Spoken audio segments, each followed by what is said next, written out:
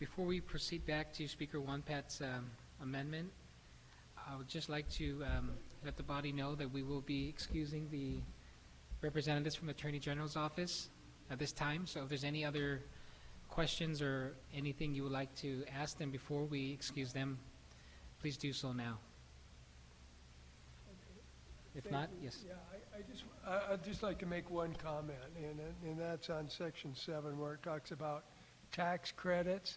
We could not include income tax in that because of the mirror image. That was really the only other comment we had at this time. So Section 7, in lieu of cash payments from the government. That's a different Oh, section? Yes, I believe in the Have I newer got the version. old one that was taken out? Yes, it's been removed. Oh, okay. Oh, okay. Where's the? It's out. Mr. Chair, which version are you looking at? Nobody's at income Line tax. 13 page. Because in our version, it's still included in the bill on page 7, line 11. Is it still? Yeah, Seven. it's still here, it's page 7, line 11 is what he's saying. 9, 11, there we go. 13, Yeah, that would be a Section 7, line 13. The tax credits could not include income tax. That's all. Thank you very much, Mr. Chair. I'd like to add that Gita is also working closely with GCC and UOG on proposed legislation to address some of their financing issues. And so I just wanted to put that out there. I don't know what kind of effect this would have on any subsequent legislation, but we are going down that road of drafting proposed legislation to address their financing needs.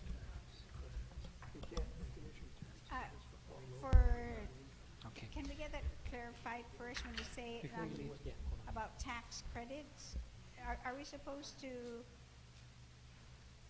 put in the language then not to excluding rather income tax? Yeah, I would say it would just excluding income tax credits.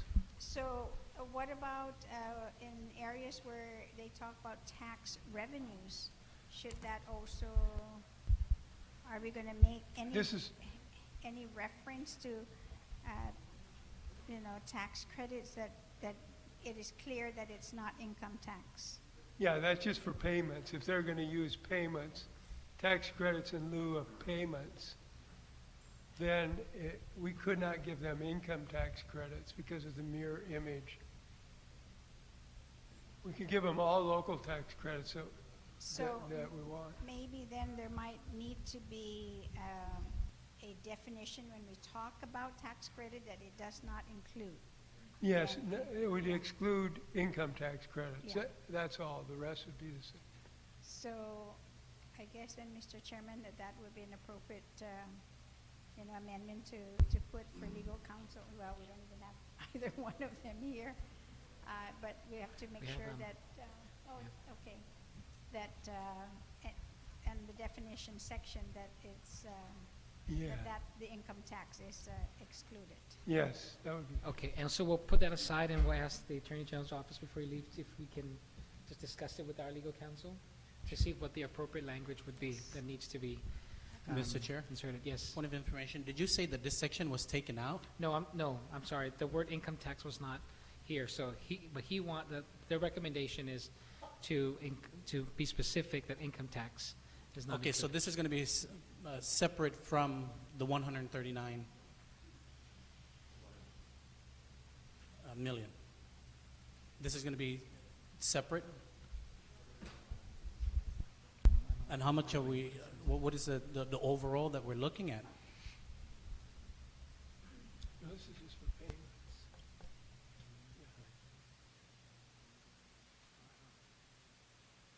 Yeah, this isn't, what I'm talking about, they can use tax credits. The government can use tax credits as payments, as their payments to our lessor if we do a lease back. And instead of the government making an actual payment, they could offer tax credits. That's the way I understand it. But when the government cannot offer income tax credits.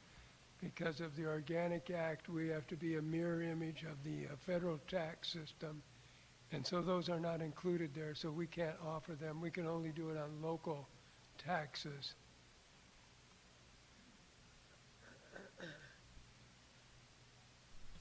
Senator Anna? would you- Go ahead and, Mr. Pangilinan, you were going to chime in there? No, well, Senator, I believe this section contemplates future financings for the higher education institutions. So should then this section be in this current legislation for DOE? If this is for Yeah, higher I'm education? not sure how it ties into the DOE issue that we're. I think we were If working the under author the- will yield to the, Senator Guthridge, would you yield to that, please? I had suggested this so that, we had a situation, I guess over the last 6 months, where we originally had legislation to help the university and GCC, especially the university with a capital improvement project, which is their student center, and or their engineering school extension. And then because of the last bond we issued, we had to retract that. And it didn't happen. So my thinking was that if we could include a provision in this bill that would authorize assistance to GCC and UOG in terms of capital projects, of course that would be contingent upon really the discretion of the governor in terms of the entire facilities bill, then we should include it. It's an opportunity, it's an option to assist them if we're able to do it. That was the intent behind it. Now, as Senator Spicio said earlier, during the break we accidentally we were still here in the building, and Dr. Underwood was in the building, stopped by, and asked us to assist, if possible, with another measure. We're waiting for that amendment now, and we'll distribute it to everybody, which would allow him, and this is something that is really good, and he reminded us that he'd spoken with the speaker about this earlier. Apparently they came up with an idea for the OG Foundation to approach USDA for a USDA loan to allow the university to build its new student center and its engineering school annex. And what we'd like to do is probably amend that particular section in this bill with the revised amendment that Dr. Underwood's sending over, which is a capital project, to allow them to do that. It takes authorization. And so we might get the language for that hopefully very quickly. We're following up now from his office. But the idea really is, since we're dealing with public institutions, if we can have the language in this bill that might allow for assistance to OG and GCC, it gives the executive branch, the governor, the authority to help them if he's able to do it through this mechanism. So that was the thinking, Senator Ann. but is this something that we want to address now? Being that this is this even germane to this being for DOE schools and not? They're all, I mean, they're we're all looking- public. They're all public institutions. I understand, but we're dealing with the immediate need of the Department of Education schools. Well, these facilities are also critical to these institutions. And remember, our students coming from the high schools go into these facilities. So then what is Also. the overall picture going to be? What are we looking at in total costs? Well, I mean, if we're looking well, at... obviously the schools are the priority. Yeah, and They I are will the not priority. second guess that the They're the schools are the priority. However, If there's a way to help the institutions as well, then it gives the governor the tool to do that. If he's not able to do that, then he won't do it through this vehicle. Mr. Pangilinan just got through saying earlier that Gita is working with UOG and GCC. Is that correct? So if this section is removed from this bill, Mr. Pangilinan, would that have any effect on your ability to work with GCC and UOG? If this is removed, absolutely not. Thank Well, you. as I said earlier, we have an amendment we're going to make anyway shortly, which would help UOG address its needs, which would not involve these funds, but which would require an authorization for capital activity. Thank you, Thank you, Mr. Mr. Chair. Chairman. So Thank you. I don't really object if the body wants to remove that from the bill. Although when we did meet the other day, we talked about prioritization, and that was not the number one priority. I think it was like number 3 or 4 on a recommended prioritization initiative. Thank you, Senator Guthrie. Okay, Speaker Wonpat, you have the floor. We're, yeah. I mean, We're on your amendment. Yes, and I got a copy of my amendment. I think, let me see, goes back to page On this one, right? 5, We just want to add line 13, the word not. income tax. And, Exclude, yeah, you have to exclude income. and the response from, let me see, from Brooke Ebola. I don't know who he is, or she. And it says, the instrument by which such pledge or reservation is created need not be recorded is typical of pretty much every bond act on Guam and typical in California for what it's worth. The language means that it's not required to record the indenture or other document containing the pledge or reservation of revenues in the real property records of Guam in order to establish a valid and binding pledge or reservation.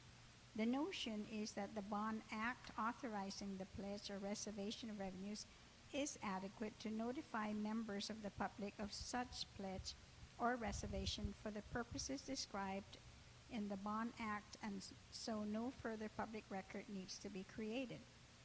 But of course, it didn't say whether, I mean, it told us that typically, that that language is in, but at the same time, it's not as if though if that language was removed, that it would hamper in any way this legislation or them moving forward, because I think what this legislature has demonstrated in almost, every legislation that we've proffered to try to be as transparent as possible, to post, even just recently, and it's in the voting file now, that RFPs and IFBs then, that they now will be posted on the website.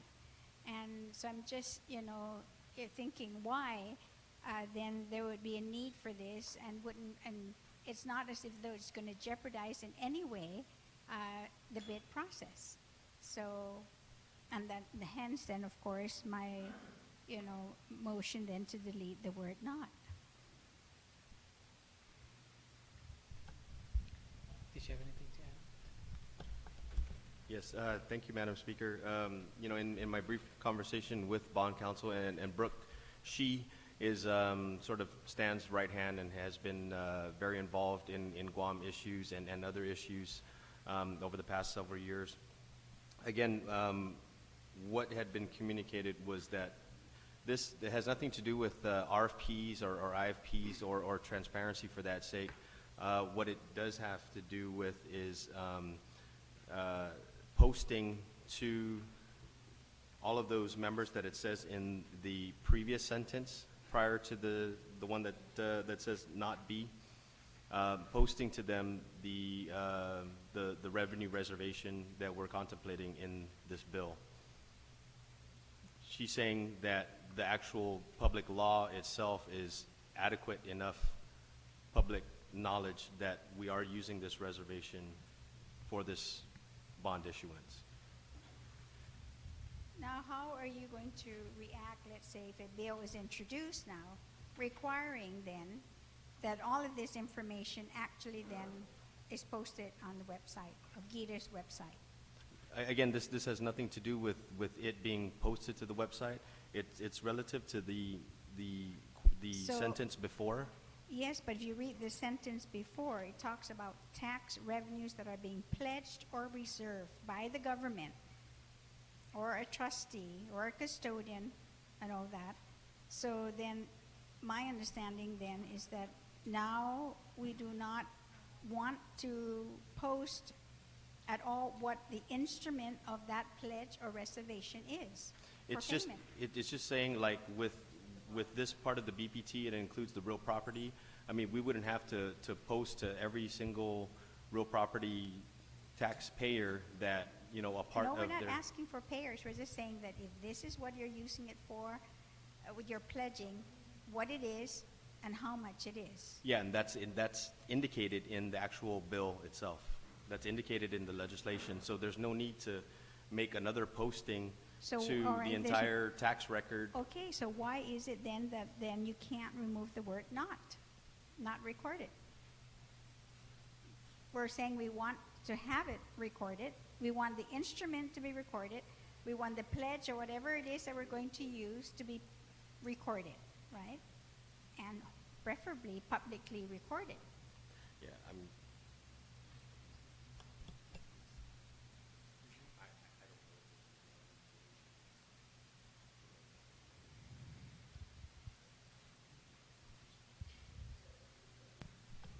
Okay, Senator Respicio?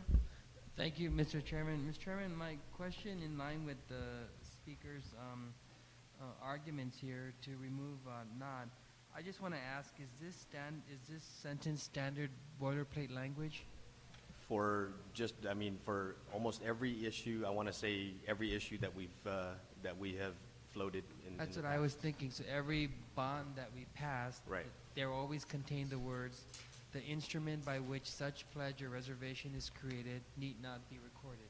Because of the notion that the public law is the actual recording of that pledge or And that that you reservation. wouldn't be able to pledge anything outside the public law that gives the statutory requirement and authorization in order to do that. And so, Yeah. yeah, this is standard boilerplate language, and these instruments are disclosed through the public law. Because I was also going to ask, then if we take out the entire sentence, the instrument by which such pledge or reservation is created need not be recorded, what would happen? You wouldn't record it anyway, right? Yeah, it wouldn't be required to be reported. So we could do one of two things. We could take out the entire sentence Or leave it in. or object to the amendment to take the word not out. Thank you, Senator Respicio. Speaker Juan Pat? I mean, it's really very simple.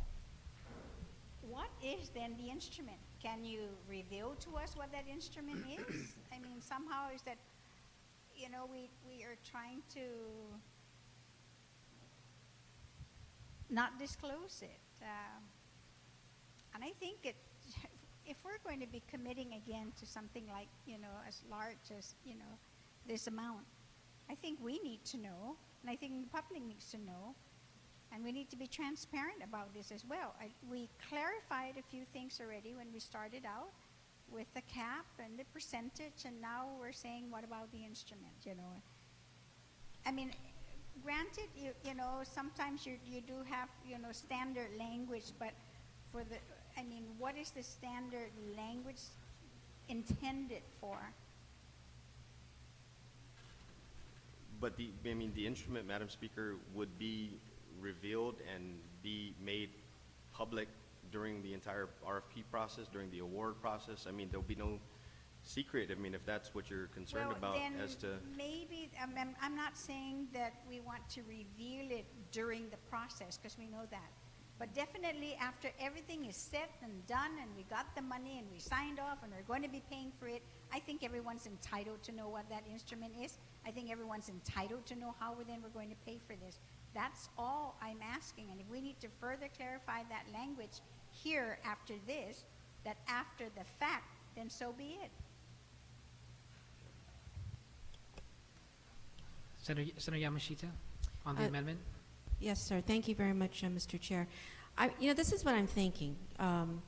Yesterday, a bill was presented to say that we didn't have to disclose certain data sets. And I was really confused by all of that. Right? Why would we not want everyone to know the data, the statistics of which we are making decisions.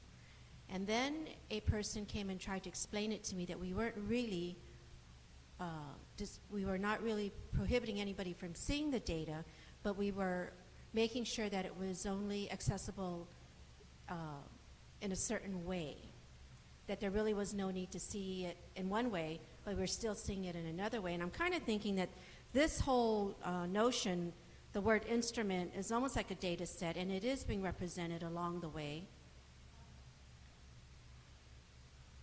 And so it doesn't need to be represented again. It's almost, I think what I'm hearing is that this is a redundancy if we required this to be done again, is what I'm thinking. Thank you, Senator. We'll call for the...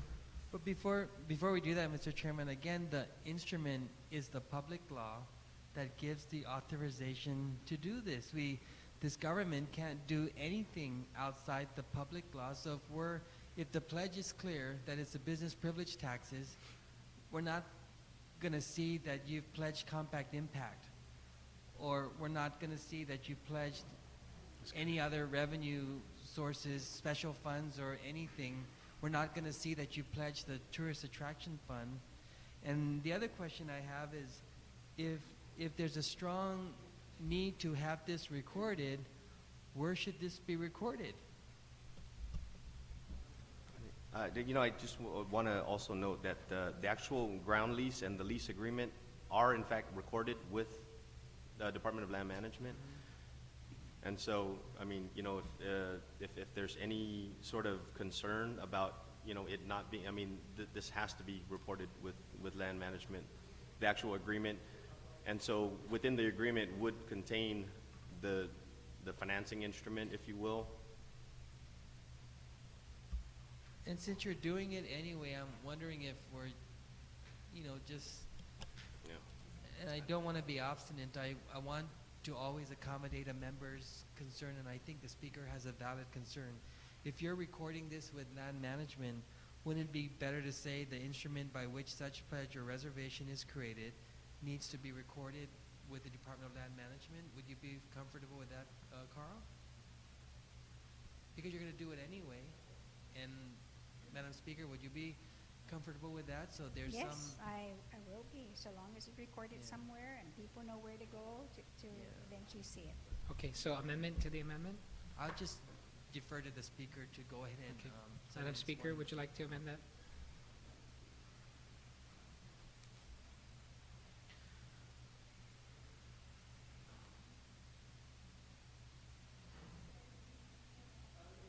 So the instrument by which such pledge or reservation is created then shall be recorded with land management. Okay, on the amendment to the amendment, are there any objections to that? No objections, motion carries. On the main amendment, Madam Speaker,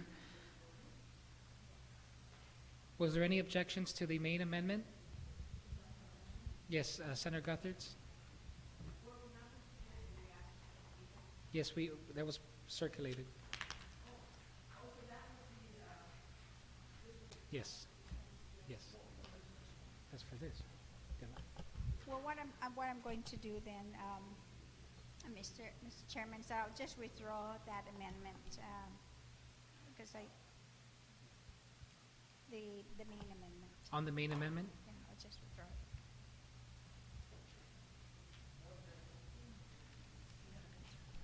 You want to go?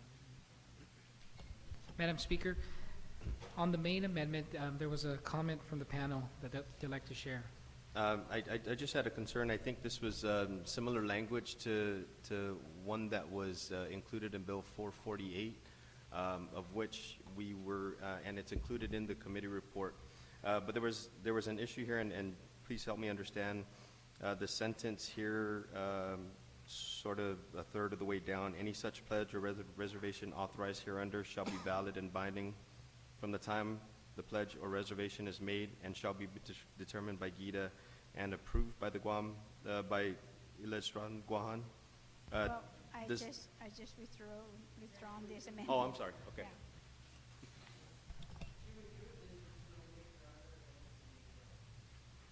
Yeah. Okay, so I didn't hear that. So you're withdrawing this whole amendment, madam? Okay, no objections to withdrawing? Okay. Madam Speaker, you have another amendment?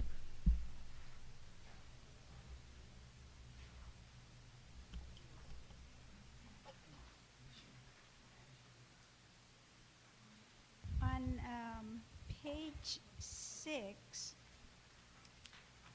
because I think this is unnecessary, subsection C, because all contracts already are, once we signed off, that they are valid and are binding, whether it's signed by GIDA or DPW, and I'm just wondering why the need to put this language in. Yes, with page 6, C, subsection C.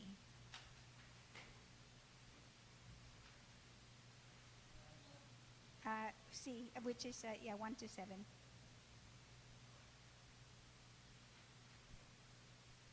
It just seems kind of dubious when you're saying something unless there's something else we just don't know about, and I just don't want anything to sound suspicious, because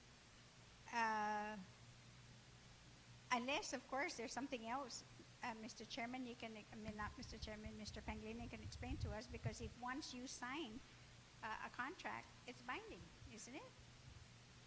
And the same thing is that now, of course, if the AG is going to turn over and sign off on the contract with the superintendent, and it'll be sent to the governor's office and it's signed off, it's binding as well.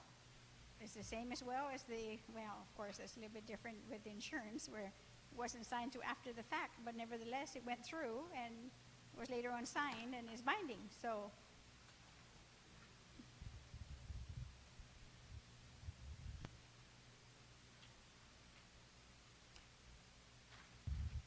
it just says that it's valid and binding obligations of the government. And there shall be no power to terminate or declare null and void any agreement. I mean, I just don't. It's a suspect, as if though unless there's something you don't know that you're not telling us, what is maybe in the works that will be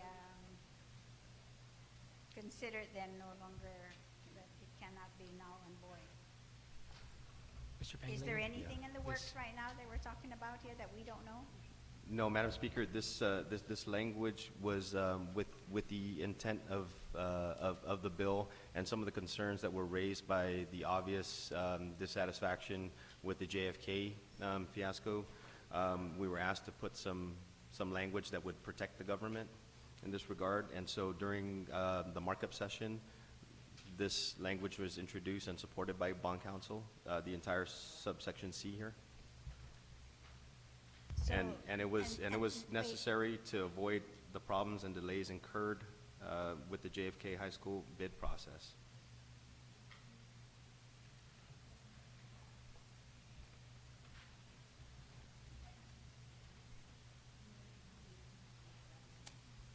I mean, was there any indication whatsoever? Is that what you're trying to say with the JFK situation, that there could be? Or are we saying then, or that what was already signed that now is we're saying that it is valid and is binding? I still don't understand exactly what this is meant for. Because the only thing I can think of is another amendment, another section that was in the original bill that basically said that all contracts, all RFPs, that they are null and void.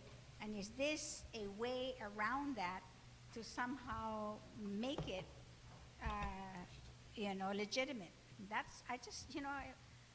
Right now, I just want everything to be upfront. I want you to be transparent with all of the members here and the people of Guam when we do these things. Because that no longer appears in this bill, but it surely was in the first and second. And I want to know whether this is a roundabout way of still addressing that issue. Madam Speaker, if you could refer to page 2 of the committee report, the supplemental committee report under summary of markup, about 3/4 of the way down, there's a full explanation of why this entire section was included. Can you say that And- again in the committee report?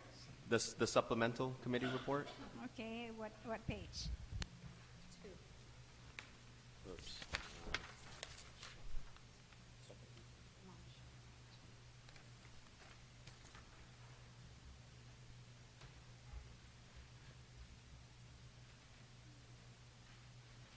About 3/4 of the way down, there's an explanation there for why the inclusion of the subsection 3.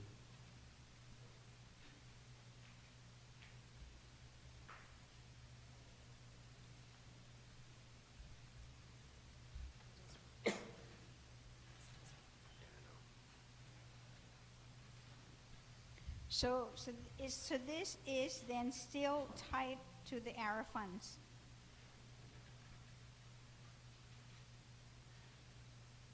Because it says here, could jeopardize the ARA funds. So I'm just wondering, efforts were made to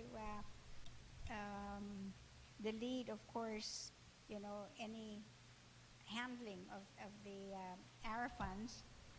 But this language here is somehow still tied to the ARA funds, and I don't know whether it should be clear to say then, although it's very general in the bill, not alluding to it, of course, but yet in the committee summary, it does. You're right. There is, toward the end of the explanation, there's reference to the time factor, and and since we've omitted all of the ARA instances within this current bill, again, I think that was put in there as sort of number one, a safeguard, and then two, to sort of expedite the process, to have the process expedited, with the notion that we would like as much as possible to avoid any delays within the bid process.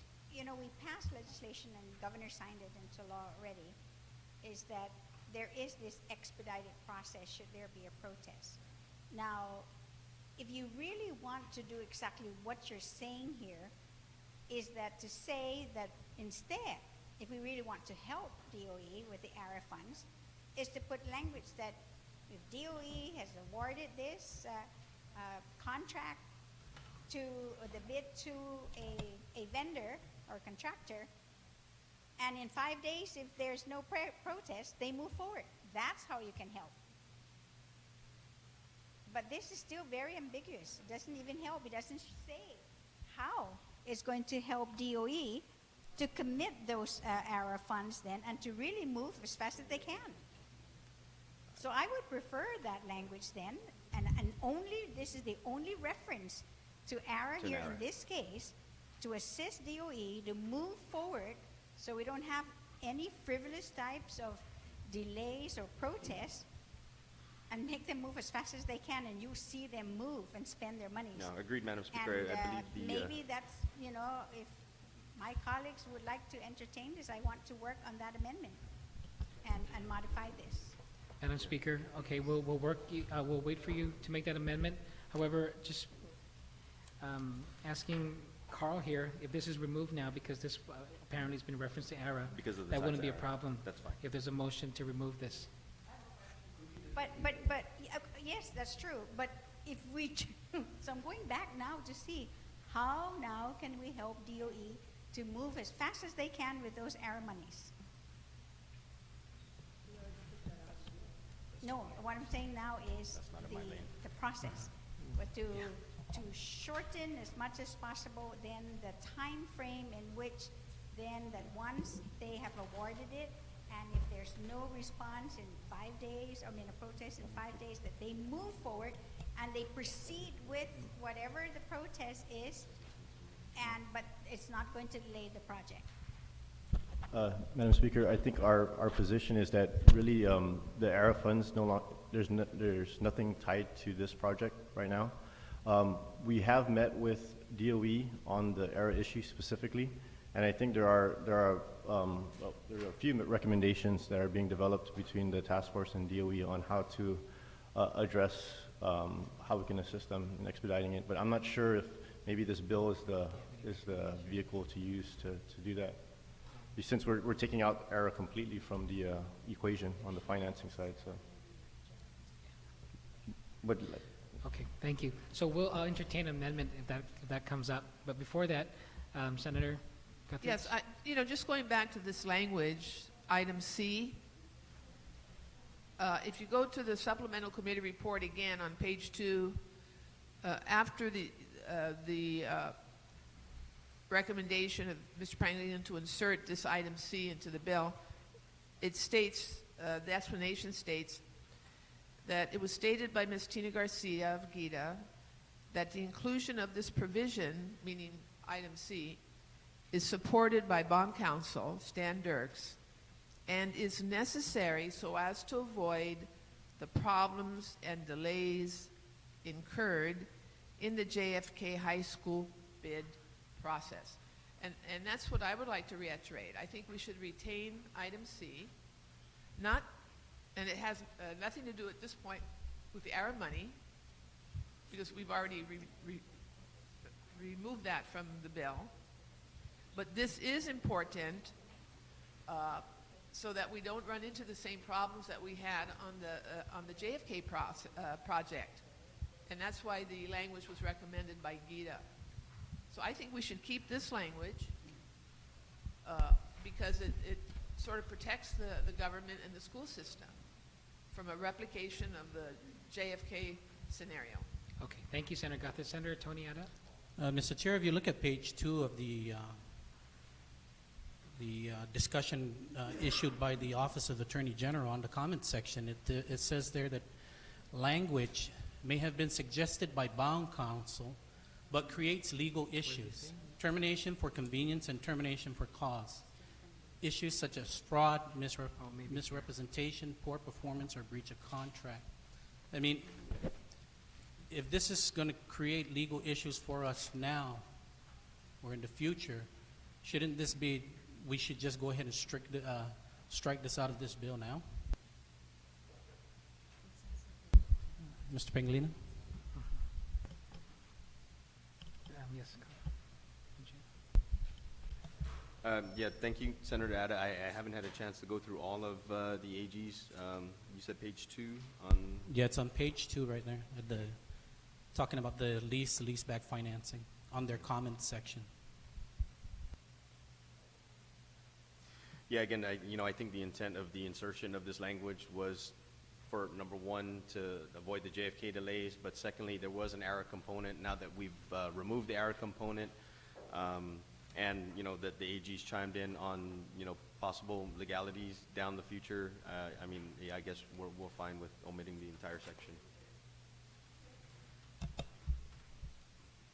Thank you, Mr. Chair. Then I move to place an amendment that will strike it. Strike, can you strike? Section IC? C. Okay.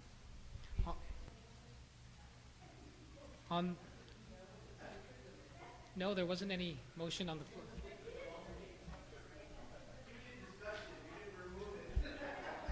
Yes, okay.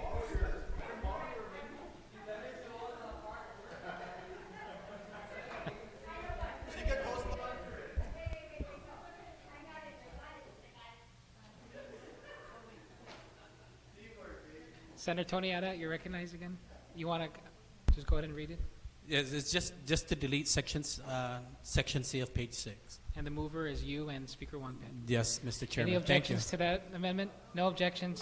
Motion carries. Thank you. Okay, we have no more amendments. I know I've had other amendments. Speaker Wonpet. If we can go to at the beginning for the definitions, because we have language here that I would like to include, of course, in the definition, if I can find it, that it includes Guam Community College and GC and UOG. Oh, I just got to find my amendment.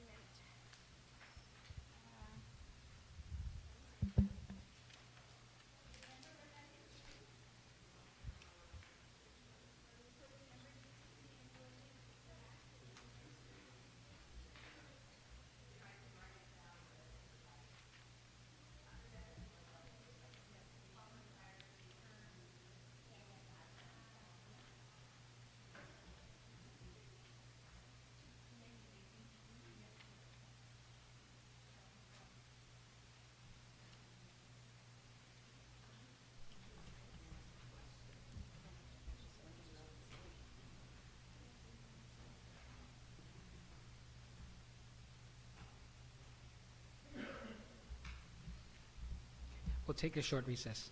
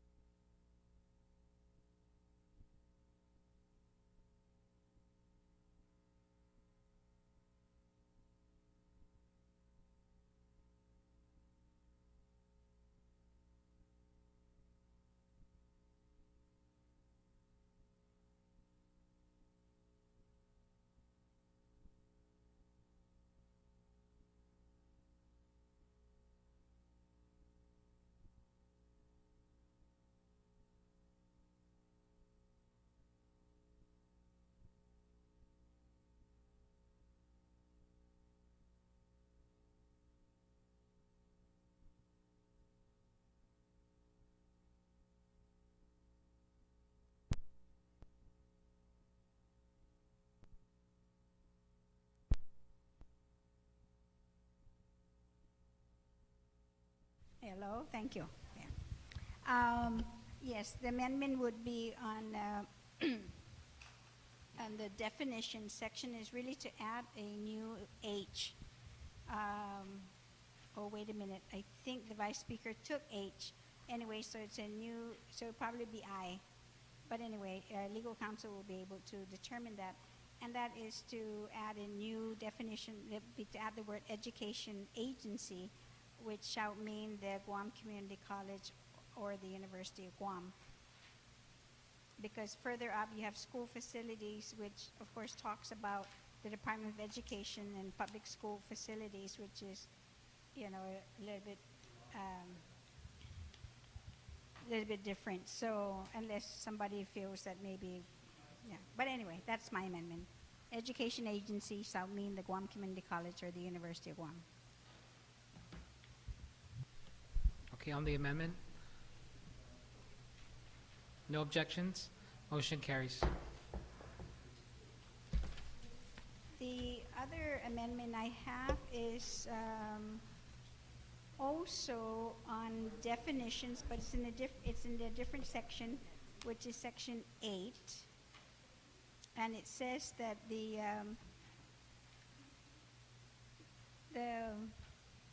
on A, where it says not line number 21, page 7, the government of Guam shall mean, yes, the government of Guam, and then comma, then it would read delete its agencies, divisions, and departments, and it would say, with the highest priority, be given in descending order. 1, public schools. 2, the academy charter schools, because they're public schools. 3, Guam Community College and the University of Guam. And 4, agencies, divisions, and departments. And then I know I have other, then it says lower priority government of Guam must be preceded by a resolution by the Guam Board of Education declining the use of TGen facility for a resolution by the Board of Trustees to all charter schools approved by the Guam Charter Schools Council declining the use of the TGen facility for, then 2, starting with the earliest approved Madam charter. Speaker, that's kind of a lengthy amendment. Can we get in writing, please?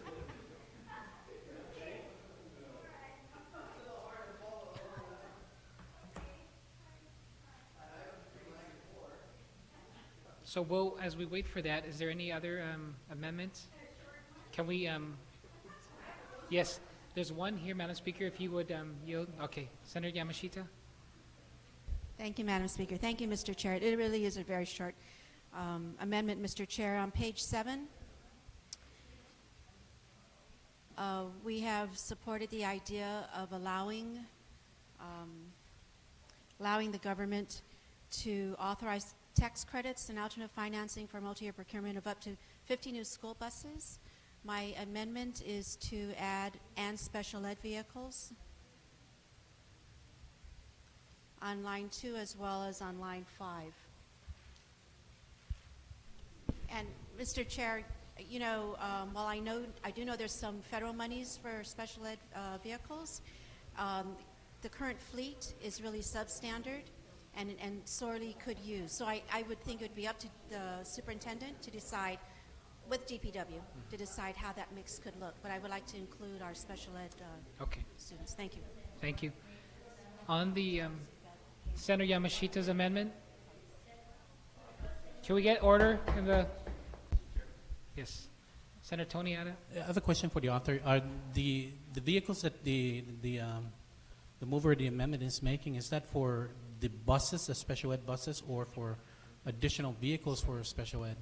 I'm sorry, it's for the buses for the students, but during a conversation I was told the word should be vehicles. Okay, so, but are these, I was under the assumption that vehicles for special ed were federally funded. There is some federal monies, Senator, but it's not enough, and the current fleet is really substandard. Ms. Taitano, what is the current fleet of the buses for special ed? We have a substantial number of the current fleet that are inoperable, and so we've been over the last year we bought I think 4 buses. A couple were federally funded and a couple were locally funded, and we're hoping to do the same this year. But a substantial number of the buses are inoperable.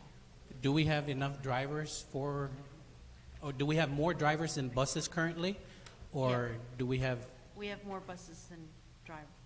We have more drivers than buses currently. We have more drivers than buses Yes. currently. Thank you. Thank you, Senator Ada. Senator Yamashita. Yeah. Okay, so on the amendment, is there any other discussions? Senator Tom. This is page 7, line 2. Senator Yamashita, if you can just repeat the amendment, please. On line 2 on page 7, where it says of up to 50 new school buses, I'm asking that we include and special ed vehicles.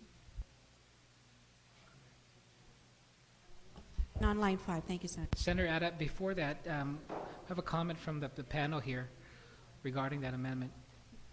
Senator Yamashita, if the vehicles are to be used to transport students, there was a prior ruling when I was still at special ed that it has to be buses. We can't use vans anymore, and we can't use any other vehicles other than a bus to transport students for school purposes. So then the amendment be and special ed buses. Buses, correct. So what usually distinguishes the difference between a special ed bus and a DPW bus is they're smaller capacity, 22 passengers, and they're all equipped with the lift as well as lift restraints, and wheelchair restraints inside. Okay, so Senator Yamashita, you want to just withdraw the first one and then just amend your, Thank you, Mr. Chair. So the amendment will now, I will withdraw the first amendment, and now the replacement amendment is and special ed buses on lines 2 and in line 5. okay, on the amendment, Senator Tamata? I think we need to be a little bit more specific there, because the initial intent here of that amendment was to purchase 50 new school buses, which would be, I believe, buses that would have the capacity of 40 to 60 passengers or whatever the size is. The special education buses are what we call the cutaways, which are made for like maybe 20-some passengers. But now we say to procure up to 50 new school buses and special education buses, then that means that are we now talking about 45 regular-sized school buses and 5 special education buses? The number 50 school buses was really based on DPW's input that if they had the resources right now, today they would need to change out 25 of those buses. Either change out or add to the fleet in order to be able to more reliably meet their service capabilities. So I would suggest then that that amendment be made to read up to 50 new school buses and however many special education buses from the same manufacturer. So I would ask that the amendment then would really then be that specific, so that there is a specific number for regular school buses and a specific number. I also want to note that the amendment points to the fact that this is a multi-year procurement. So we need 50 buses, and that multi-year procurement could be over a period of 5 years. And in fact, actually, that's what the amendment here, or this provision envisions, is that you don't want to just bring in 50 buses altogether, because DPW doesn't have the resources to be able to man them. And so you really want like 10 buses in every year for the next 5 years. And that way you can really actually transition to either a larger fleet, or you slowly transition out the older, less reliable buses. So we're talking, for the 50 buses alone, we're talking about approximately $6 million for these 50 buses. And so the language is very clear when we say multi-year, that it's really not intended to get 50 buses in 1 year. And with respect to, and then the second part of that talks about, in addition to procuring the rolling stock itself, is that procurement will also include the preventive maintenance services for the first year. But after that, we really need to bid out this service.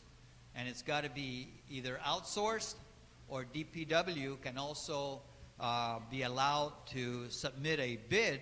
And if DPW thinks that they can perform the necessary maintenance at a lesser cost, then they should submit a bid and let the competitive bids bear that out. So, then, that's my explanation of that. But did the previous senator withdraw her amendment regarding the special education buses? No, she did. She changed from vehicles to buses. Okay. I would then seek to amend her amendment to say however many buses she feels is necessary, so that then it reads procurement of up to 50 new school buses and X number of special education buses. And 50 new or 5 new special education buses.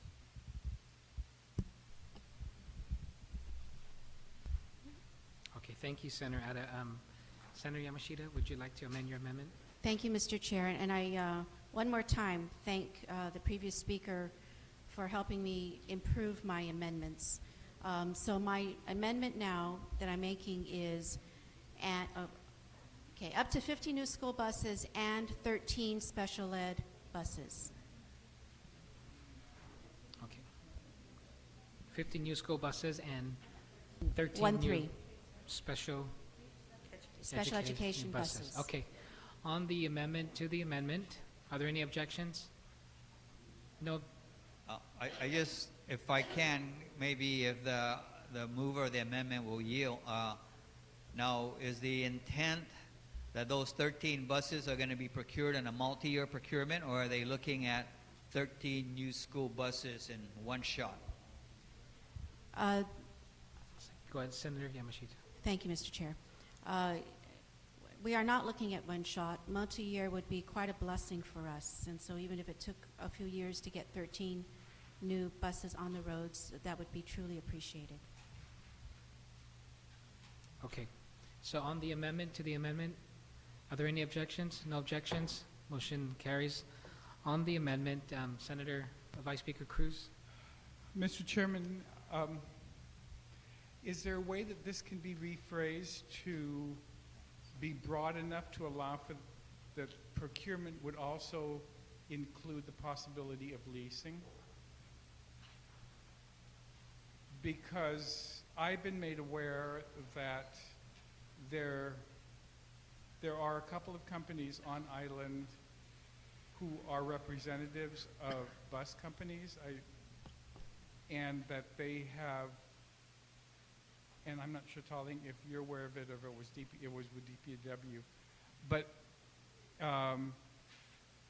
they were willing to bring in a fleet, and they could bring in all 50 to replace 50 of the 127 or 128 that we have currently, and most of them being dilapidated or really unsafe, that they're willing to bring in 50 on a long-term lease with responsibility for the maintenance of it throughout the lease period. And that the problem with this procuring ourselves and having a one-year warranty and then asking for someone to bid on it is that they're not sure whether or not it's the same company that can. There are only a couple of companies that have the technicians who have been trained by Bluebird and what's the other company? Thomas? Yeah, Bluebird and Thomas. There are two different representatives on island, but they have the capability of being able to do long-term lease, and their explanation to me was that long-term lease would actually be a lot cheaper for the government, and would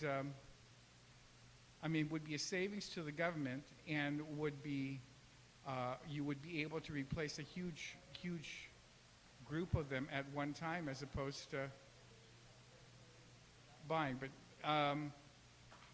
when I saw this section in there, I thought about it and I called around, and that's the information that I was given. And so I'm just wondering if there's a way that we could make this broad enough to where it doesn't have to be an outright purchase, but that it can be that the procurement could be a lease, if it can be shown that the mathematics on it, the numbers are to the benefit of the government. Thank you, Vice Speaker. Senator Ada, did you have a? I think maybe then, based on the previous speaker suggestion, we could probably broaden the language on page 7, line 2, to read, for the multi-year procurement or long-term lease of up to 50 new school buses and 13 new special education buses. Now, if we're going to lease, though, if we're going to broaden it and allow for long-term leasing, do we really want to be so specific as to say we're going to lease up to 50 new school buses, or just 50? It could be used and fully refurbished and certified school buses. But if we say it has to be new, then if it got more than 5 miles on the odometer when it lands, then it's probably not new. So maybe since we're talking about providing as much flexibility as possible, then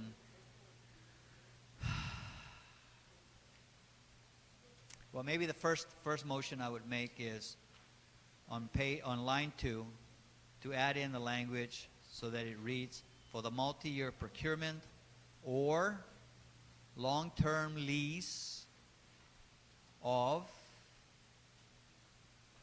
up to 50 new school buses and 13 new special education buses. So that would be an amendment to the amendment, because we haven't disposed of the original amendment.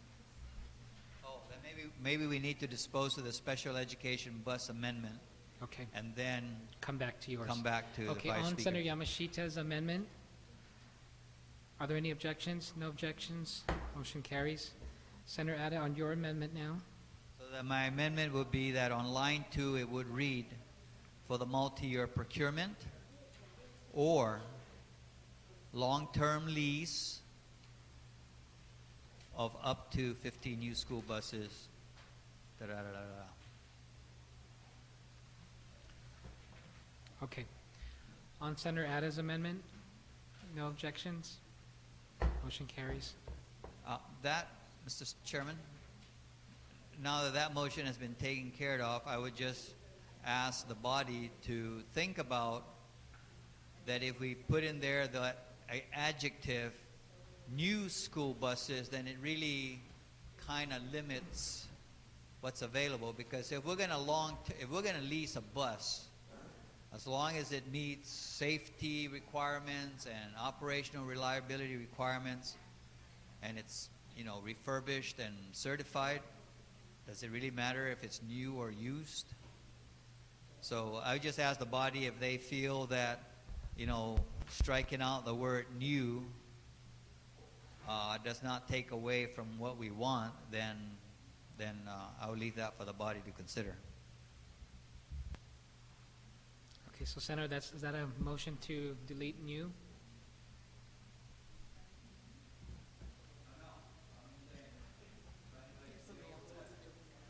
If somebody else wants to.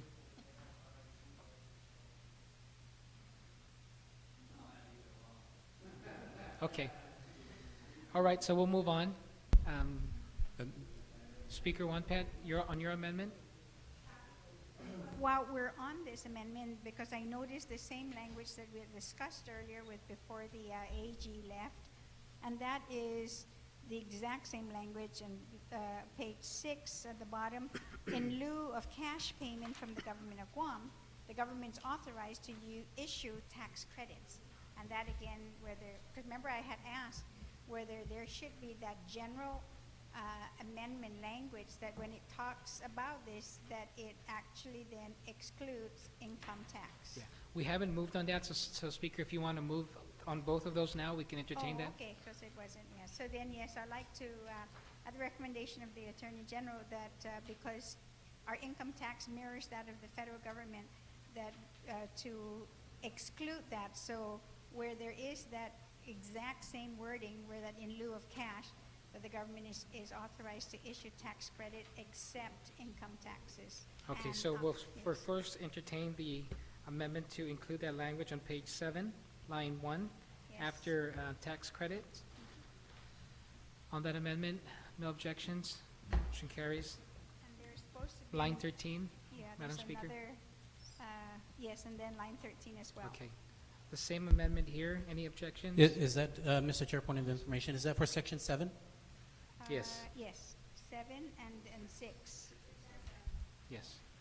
Well, I, Okay, any objections? No objections? Motion carries. Oh, Speaker, on your other amendment? okay, the other, yes, the one that I started to read and copies then were made is to actually then set up a priority listing. When we talk about, the government of Guam, we want to really make sure that the first priority, yes, will be our public schools, Guam DOE schools.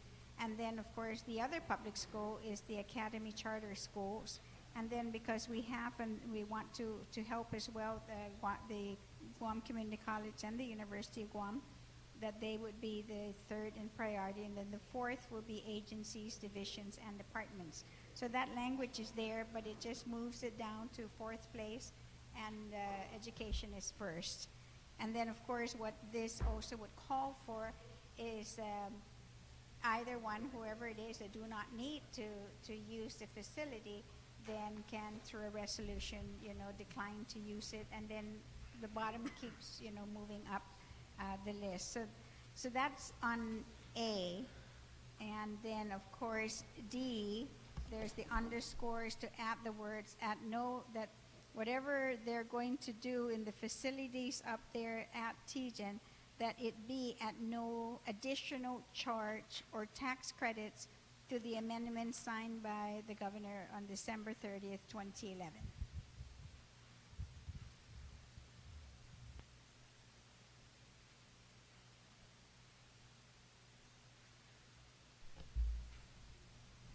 Did you have,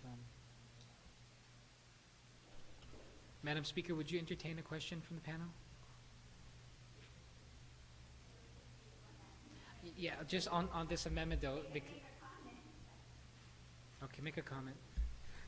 No, I think this was I believe this is in line, and I haven't, again, looked through the entire AG's batch of notes, but so essentially this section D would amend an existing contract that's already in place?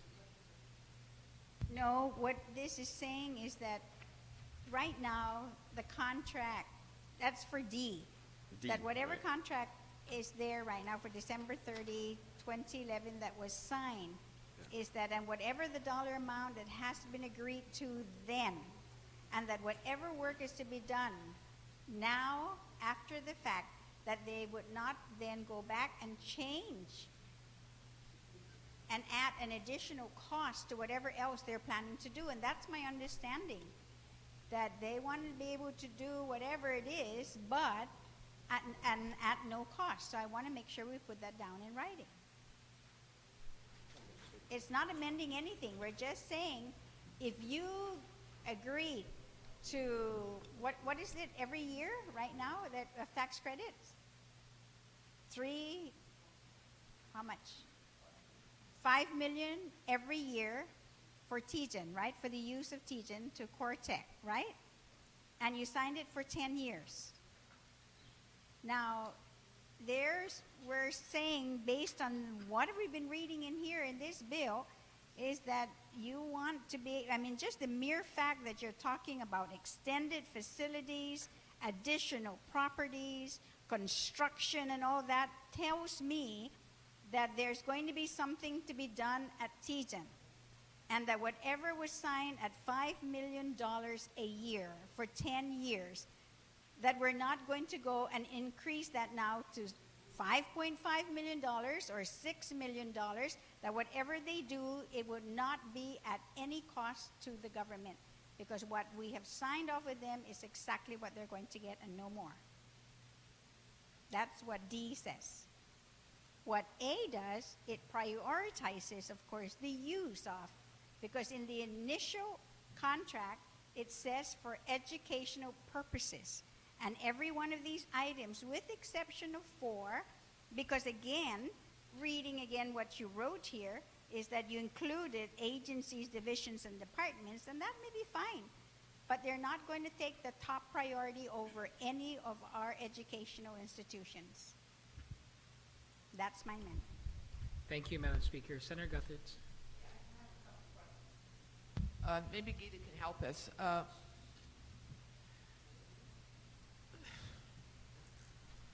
Okay, here we have a bill which, if passes, will allow the government of Guam to bring all of our schools into code compliance in terms of facilities, safety, energy, efficiency, et cetera, et cetera.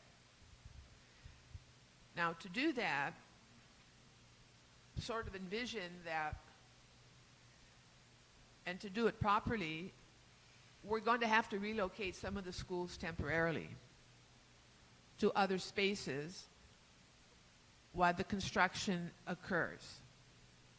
Similarly to what's going on with Antolon, although they were moved because of just terrible, terrible safety issues. But if we look at the other schools, some of them are in really bad condition, and the only way to fix the schools is basically to rebuild them. So we're going to have a place to put these students. Now, my understanding was that some additional buildings have been returned or have been vacated at Tijan by government entities and have been returned to the owners. And that some of those buildings could be used when upgraded and repaired, etc., to accommodate temporary school sites in the event we have to relocate schools from their current locations while the construction is going on. Now, realistically, we have to be able to pay for that additional space.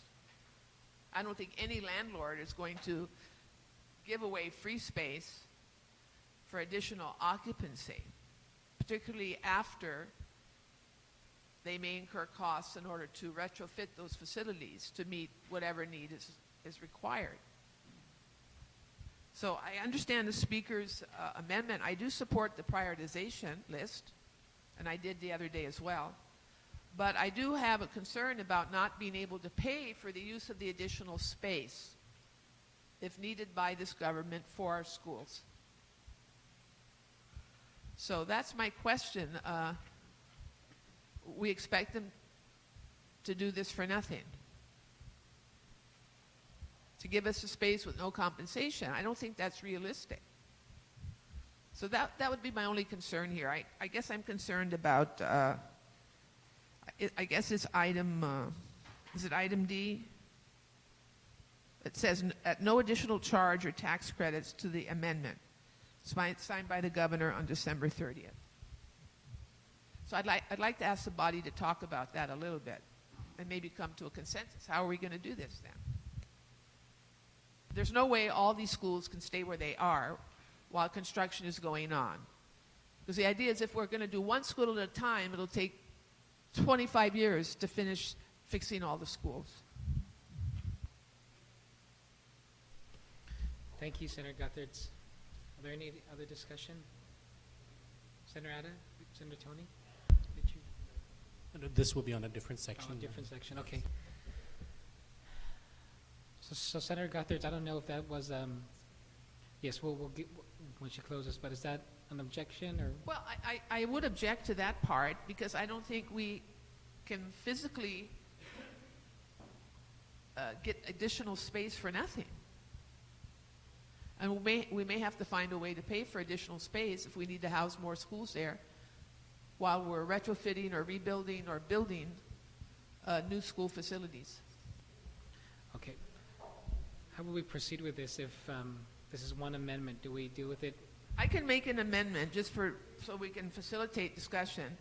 On item D, I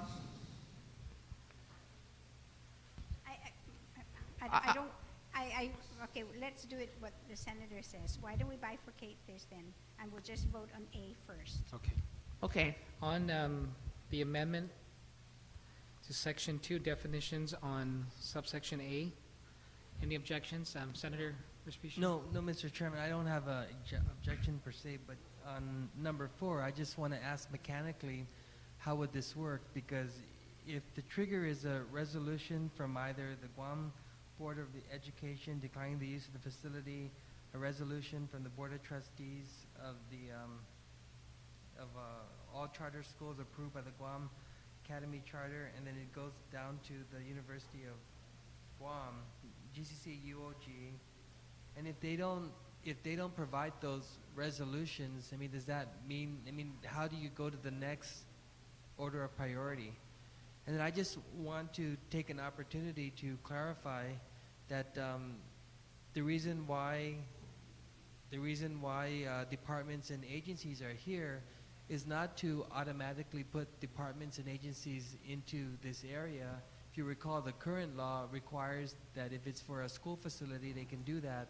However, if it's for government departments and agencies that have to go through an invitation for bid.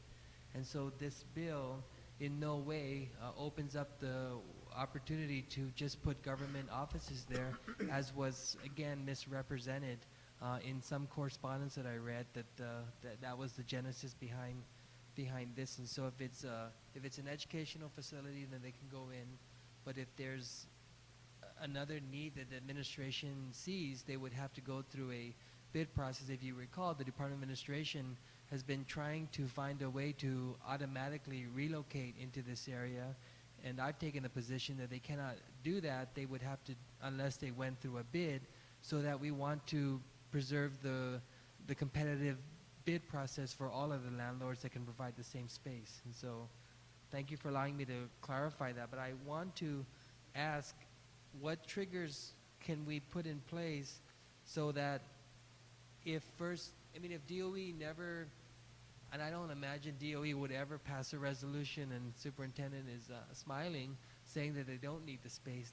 Their own administrative office that supports the school facility is in need of a space as well. I mean, if DOE doesn't pass a resolution, how much time do we give them? Does the governor go to the academy charter schools? How much time? And then what if the charter school says that they need the space, but they're not ready? And then the next priority is GCC, and then so I think mechanically this is deficient. And you might be creating more problems than actually thinking that we've been able to set up a pecking order that.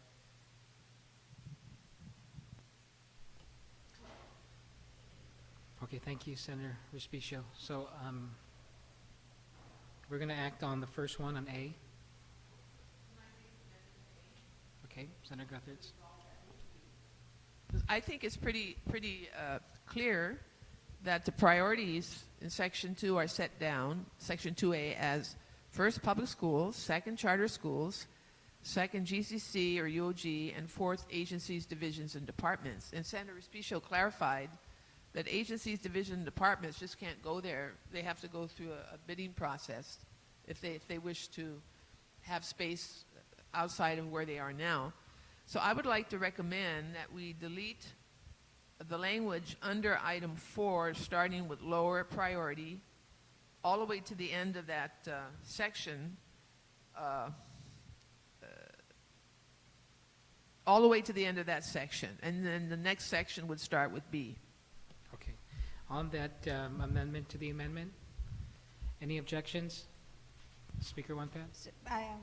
But it still does not answer, of course, then the question that Senator Respicio brought up in terms of how then, what mechanism will then the government be able to move down that line?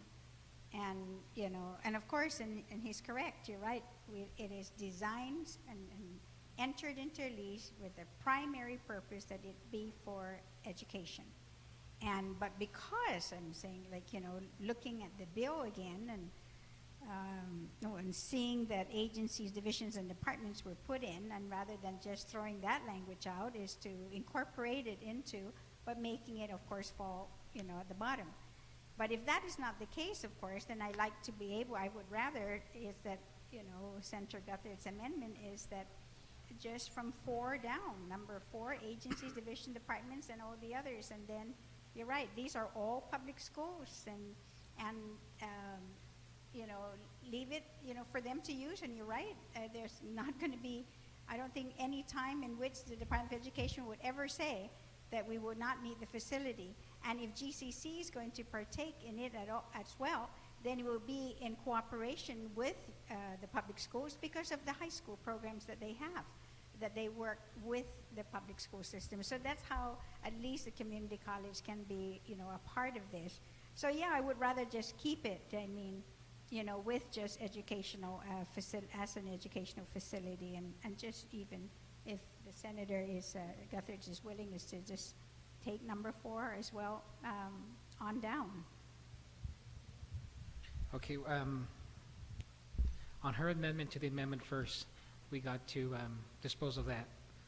So Senator Guthridge, your amendment is just to remove right after 4 from lower until the end. That's your amendment to the amendment. We'll dispose of that. Any objections? Senator Tomata?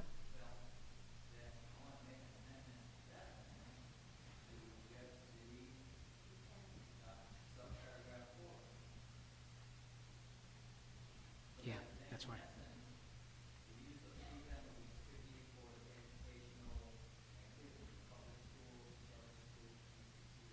So we're going to have to dispose with that first, and then we'll do that, because that's the amendment to the amendment, right?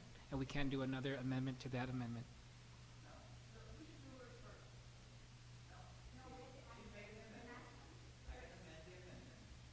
She's making the amendment to Speaker Wonpat's amendment. So we got to dispose of that first. Senator Guthridge?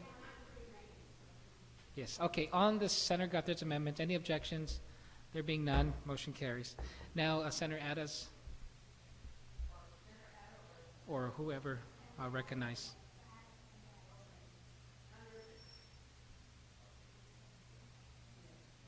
Senator Respicio? Yeah, I don't have any objections to where this is leading to, limited to educational facilities, because that's what, and there's never going to be space beyond, to take care of the schools. But Mr. Chairman, and I just want to generate some discussion. Would we have to include language after public schools and to house support services? So let's say a function of DOE that's not necessarily a public school, if they're in need of some small space up there, and rather than letting that space sit vacant and DOE is in need of that space, would that operation fall under public schools, or would it be better to add clarity to say public schools and support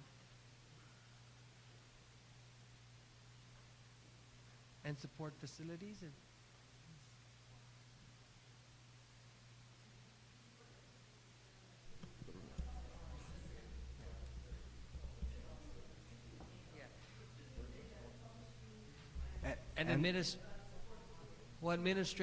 The suggestion by Senator Adas, an administrative support facility. So it's an operation that's tied directly to support the.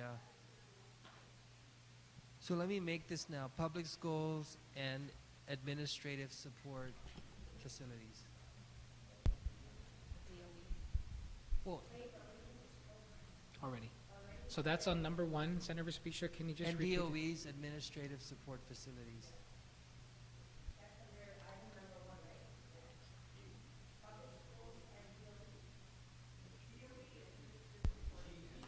GDOE. Okay. Mr. Chair? On that amendment? Yeah, I was just wondering if the mover of the amendment, is that for DOE administrative offices down here in Agana, that they'll be able to move up there to utilize that space? If it's an option.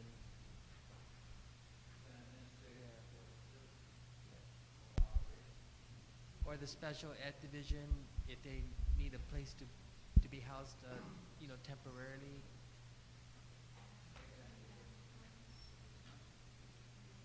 Okay. Any discussion on Senator Respicio's? Senator Yeah, Tony? it just brings up to ask what would be the additional cost to the lease of that additional space?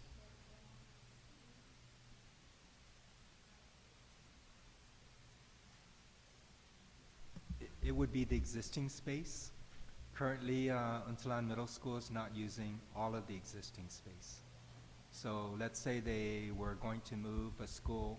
When Untalan moves back to Barragata, DOE will determine what the next best use of that is. And if there's spare rooms, rather than leaving those empty and being used for storage space, they could be used. For instance, Chamorro Language and Studies is occupying a couple of classrooms telling at Agida Middle School. So moving them out would free up a couple of classrooms at Agida.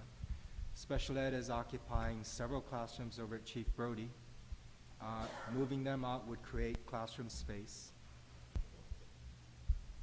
So it won't be additional footprint. It's the existing footprint that is covered under the existing lease. So then there'll be no additional expenses to it? No. You say. Ms. Taitano, on the schools, after Antalan moves out of Tizen, is there another school that you're looking at moving into Tizen so that they'll be able to renovate their schools? Or is there a priority listing as to what schools will be moved from their current location to Tizen as a temporary site?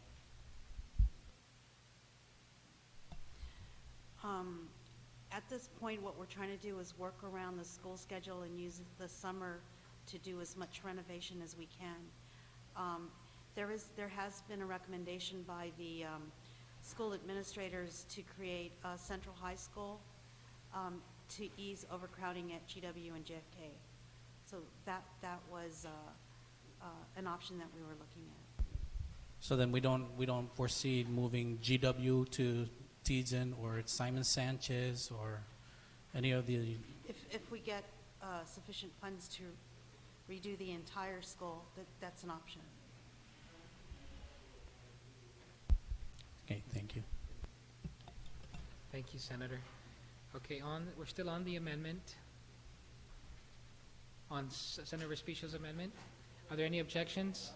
No objections. Motion carries. We're back on the main amendment. So what has happened to number 4?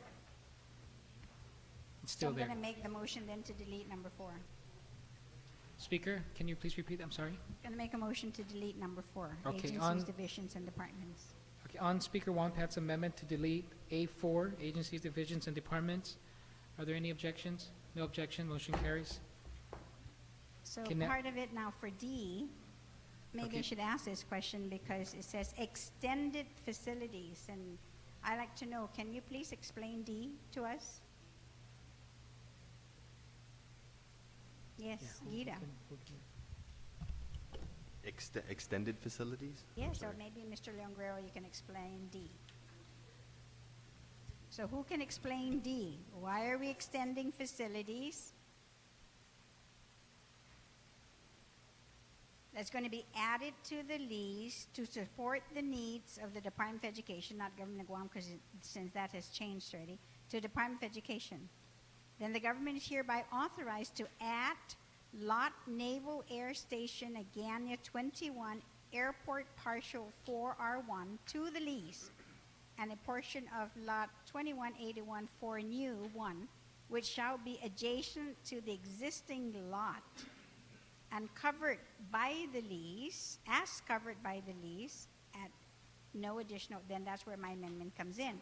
So who owns this property that we're listing here? I'm unclear about the details. I'll yield to the author of the bill.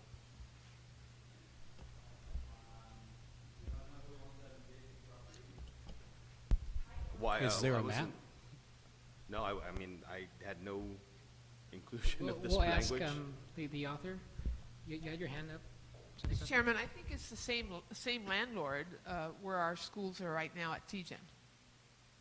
My understanding is this property was recently returned back to the owner, and it's going to become available, if needed, for additional facilities. So that's the question, because number B says, lease shall mean the contract between the lessor, Cortec International Corporation, and the government of Guam.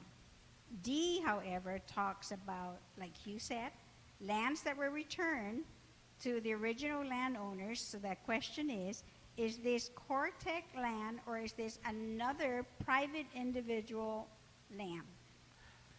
Mr. We would Chairman, like to know who. point of order. Senator Ada, you're recognized. I'm really bothered by the fact that the panel sits there and says that they really do not know who owns that property up there. Mr. Leon Guerrero, do you know? No, sir.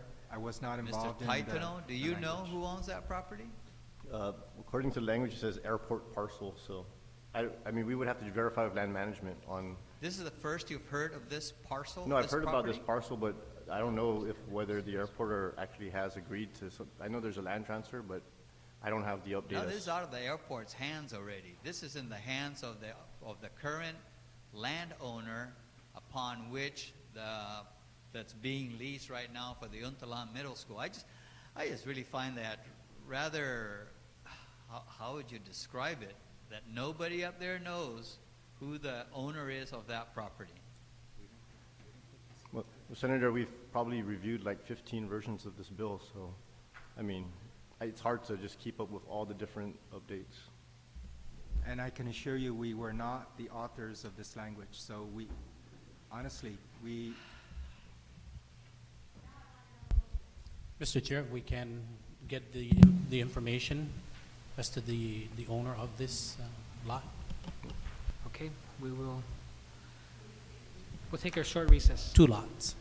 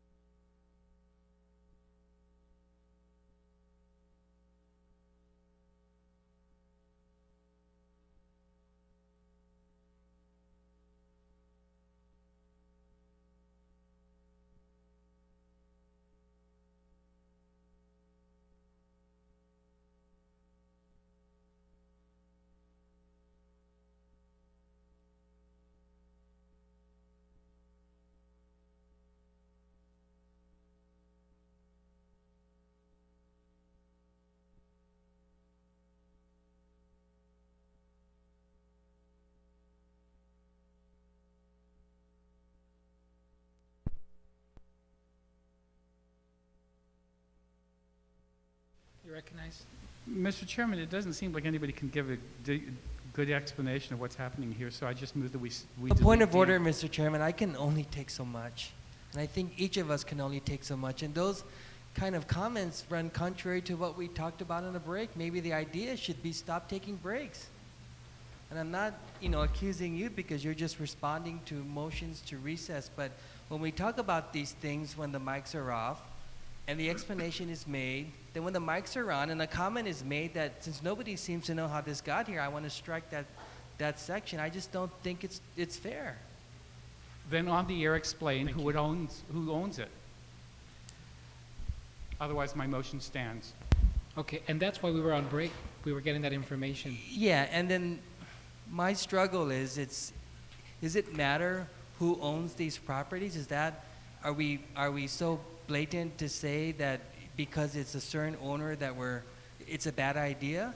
When Senator Guthers proffered this amendment, she explained earlier that these are the 2 additional buildings that were returned to Cortec because of some encroachment of land and some on FAA property, and there was an airport exchange, and this is how they saw fit to resolve that problem without having to pay that through money or something, as I understand it. So when this section was first introduced, it was on the basis that if you have additional space that's there that could be used to support this system-wide repair and upgrades of all of these school facilities system-wide, then why don't we recognize that as an additional opportunity for the administration, for GDOE, to house additional students? There was a suggestion that this could be space for the Academy Charter Schools.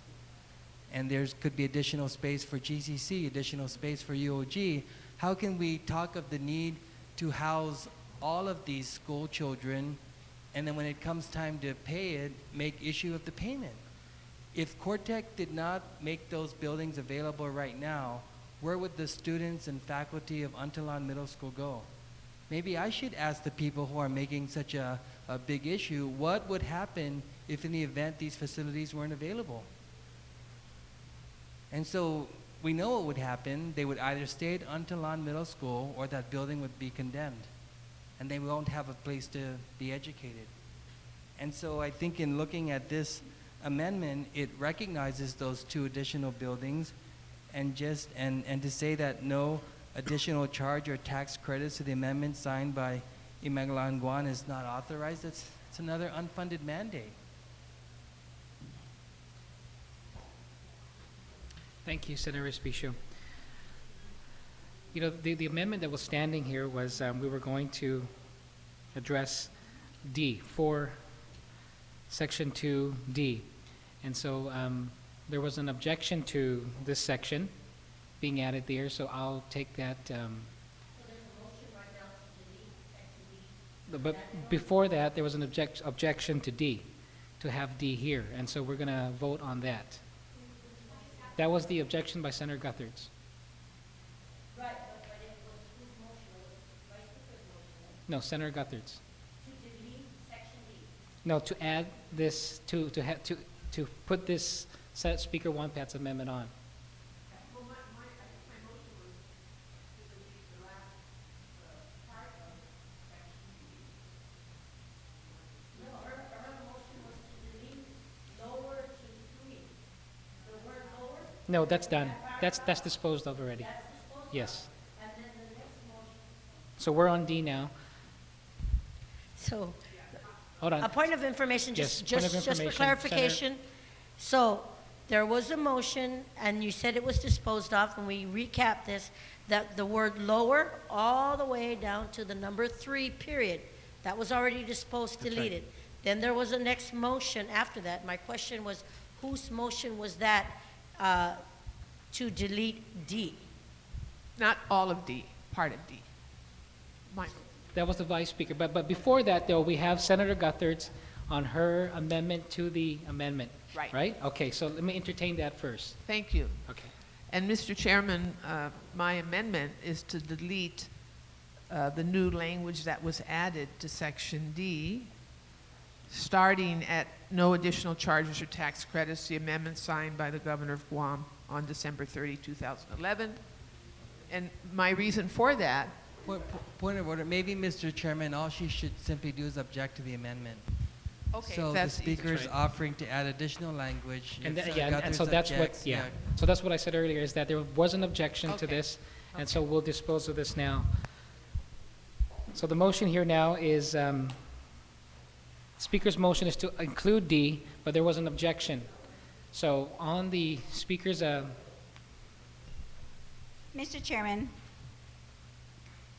earlier I had heard a discussion, of course, in terms of why there's going to be this, the possibility of additional cost, that we can't just expect that we're going to go in there and extend a facility, renovate a facility, rehabilitate it, and because we need to try to bring it up to code. But we just killed an amendment earlier to maintain the schools. We want to go and rehabilitate the schools, but we don't have any money to maintain the school. Now we want to go and extend and expand and renovate this 2 lots, or maybe even construct a new building on these lots, because we don't know what's in these lots. And I'd like to be able to see a map and know what we're talking about to identify these lots. But now we're going to have money then to do just this. Point of information, 100 Mr. Chairman. million. point of information, Senator Ada? Mr. Chairman, the 2 buildings that are being considered are currently privately owned. The owner of those buildings is going to use his funds to renovate and rehabilitate that building, which means taking out the asbestos-laden tiles and whatever, and make it be habitable for renting or for leasing. So the rehabilitation of those buildings is not going to come out of this 139 million or whatever it is that we're talking about now. Okay, it's that private property owner. What this provision is, what we're providing here basically is that this is an additional property which, if DOE chooses to extend their facilities, that then this will be allowable at least here. But it's not Gov Guam or DOE that's going to undertake the rehabilitation. Thank you, Speaker. Of why I'm saying in this amendment is that it be no additional charge to the government, to the contract, if this is part of the lease, is what I'm saying. Now, I appreciate, of course, the previous speaker saying that at least one building, which is privately owned, so apparently now, and I don't understand, of course, because we were questioning who these properties belong to, but apparently we know one. And one of them is a private individual. One of them is going to go ahead and use his private funds to renovate the building. So this amendment is surely not going to affect that individual who's doing that. And yes, if he renovates it, rightfully so, he can then, of course, lease it to anybody, and even to the government for that matter. But the point that I'm trying to say here is that no additional cost to the government. And one of the buildings we know is not. So that's good. So this amendment won't affect it. What about the second one, the second lot? We don't know that.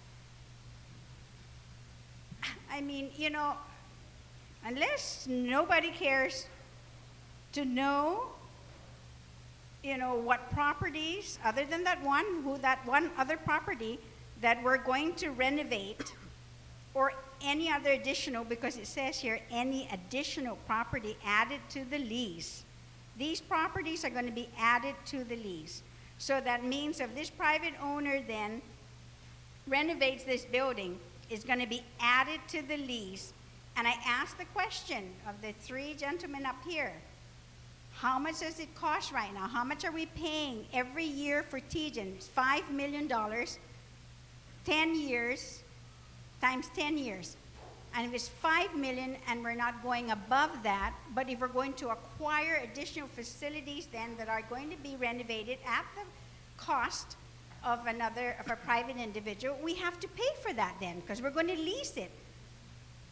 And so I'm saying now, so now I mean, okay, so we're not going to use $100 million of that for one building. We know that now.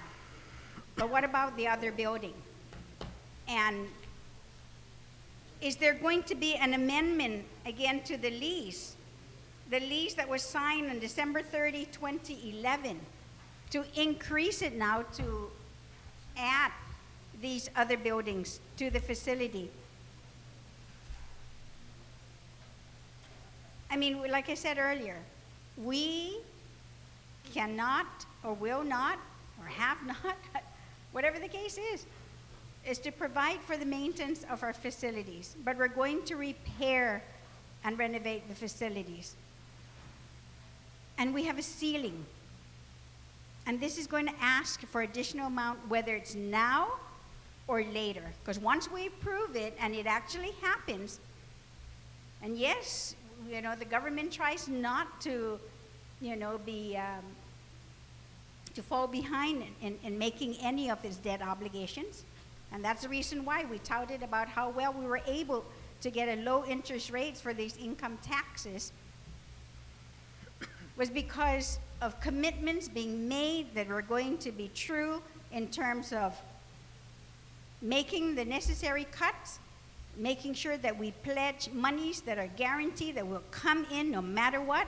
And even if, let's say, we don't have enough BBT, then guess what? We'll have to increase it because we're going to have to meet our obligations. That's what this is all about.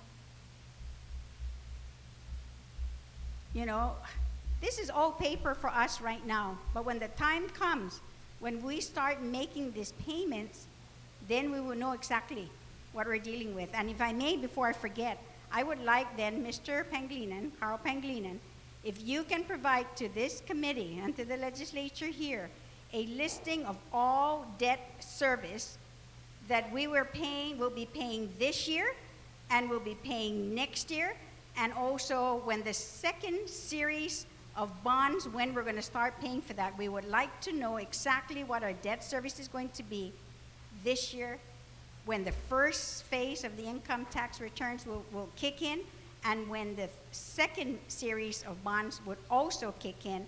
And I would also like to know when this bill kicks in as well. What would our debt obligation be for the government of Guam? Thank you, Madam Speaker, for that. On the Speaker's amendment to include the words "at no additional charge or tax credits" to the amendment signed by Imagalan Guahan on December 30th, 2011. All those in favor? Yes. Motion fails.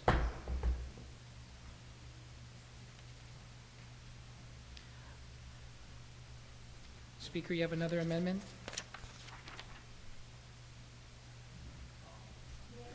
I'm sorry, Senator Tometa? We're still on D on that same amendment. I don't know whether, I don't think we made the amendment on the second line of paragraph D, that it should read, then extended facility shall mean any additional properties added to the lease to support the needs of the GDOE. That was done. Was it? already. Okay. Yes. All right. Okay. Speaker Wampat, you're recognized. I don't know, do you have the amendment? The amendment. Conflicts prohibited? Yes, I'm sorry, that's what it is.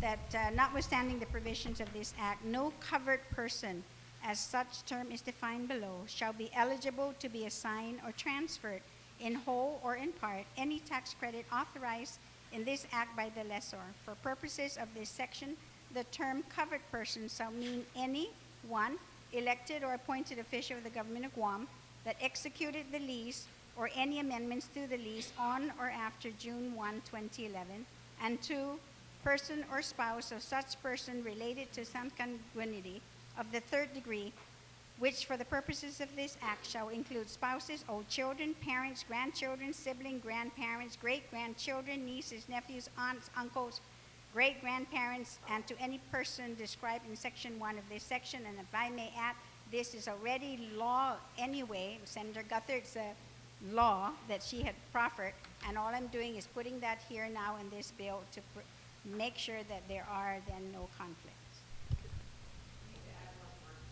Senator Guthridge, you're recognized. I think we should add son-in-laws, daughter-in-laws.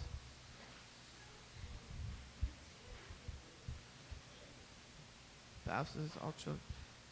I thought in the original law we had son-in-laws and daughter-in-laws. Do you remember, Speaker? Can we add it, though, if there's no objection? Maybe then to, if it is to be expanded, will be to take the actual language then from the law, that whatever the list is, that it then include what exists by law.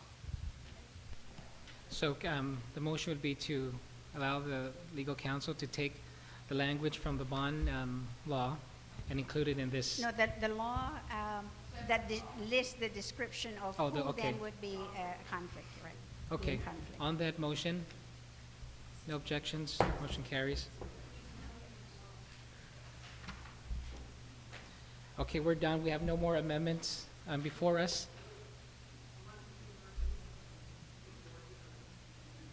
Okay. Senator Tom Atta? Mr. Chairman, I'd just like to pose a question to the panel. There's been a lot of amendments made. I haven't really heard any concerns raised by the panel members, except maybe one where by putting in, there were some provisions on the financing and whatnot that, I think it was the provision about excluding certain funding sources as being eligible for, I guess, to back up this loan. And the only objection that was raised, or reservation that was raised, was that it would make the job of selling the bonds or this issue a little bit harder. But it's not. But I didn't hear the word deal breaker or whatever. And I just want to hear from the panel of the many amendments that have been made. Can I conclude that since there were no serious objections raised by anyone, or there were no serious concerns raised by the panel members, that you too believe that the amendments that were made are rational, are cogent, and we can still push forward with this thing? And I would ask that then, Mr. Chairman, if I would, Mr. Leon Guerrero, are you now on board with this, given all the amendments? If I could take a quick minute to review all the amendments that I... While he's taking a quick minute, Mr. Taitano? I think for as much as we could respond and absorb the amendments as we were handed them, we don't see any major issues. Obviously, if the point about the restricting the revenue could pose some issues, but I think we're fully confident that we can make this bill work. To give you a upfront and honest answer, I think if we had the time to get bond counsel and our finance team together to absorb all the amendments, we could probably give you like a detailed point by point maybe input or feedback on each. But I've had this discussion with Carl. I still think that we do have the ability to make this a successful venture. So. Okay, Mr. Pangilinan? Yes, just to add to Henry's comments,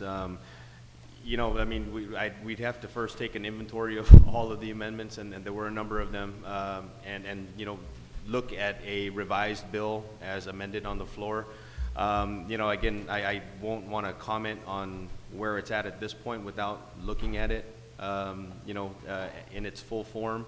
And also, I would like to also have bond counsel, take their time to review it once completed. I think they probably would just have a couple of minor technical amendments, and I can have that reviewed and looked at, as soon as possible, and have something back if there is an engrossed version over the weekend. But in your judgment, you don't think there was any amendments made that would be deal breakers? Not at this time. Okay. And Ms. Taitano? Senator Atta? Yes, sir. Having had the chance to review what I've got in notes, the only thing that I wanted to address, but it's very minor, the definition of collateral equipment has not been defined, which to me is good, because we want to make sure that we can provide for security cameras as part of the collateral equipment for all the upgrades that are being provided.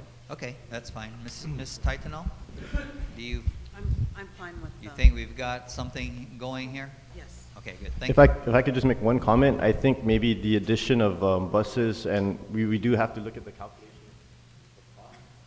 to make sure that we were within the 100 million cap. So I think I would defer to Selling on that. But I think if we calculate all of the additional expenses, and as long as we follow within the cap, then I don't think the cap has to be adjusted. But I don't know what that amount is.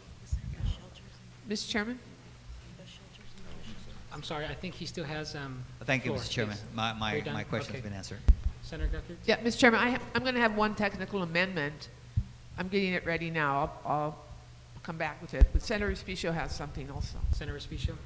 Thank you, Mr. Chairman. Mr. Chairman, we're in receipt of UOG's amendment that will accommodate what they want to do with their student support services and their engineering building. It's pretty lengthy. But I would like to provide copies and maybe give them the weekend to, as well as senators, the weekend to review this rather lengthy amendment. But since we are talking about public school facilities, I think it'd be appropriate and germane to add this. And again, the genesis of this is it recognizes as Carl Pillion has said in the administration, has said it recognizes a way to allow UOG to move forward with its financing needs by having the foundation be the one to make the loan and allocate the liquid fuel tax of $1 million a year so they can securitize it. That was always the repayment source, but because of the debt ceiling being raised to 100%, they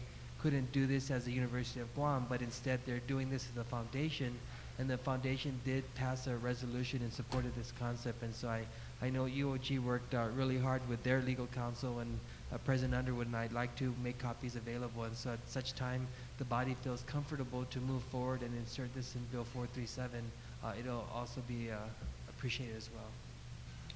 Thank you, Senator Espicio. Senator Ada?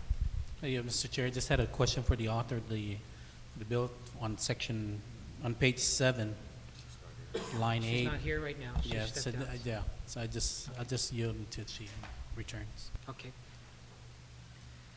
Are there any other questions for the panel or any other amendments before Senator Blas? The question, I guess, that Senator Ada was going to ask, and I'll ask the panel. What page is that? Is on page 7, line 8.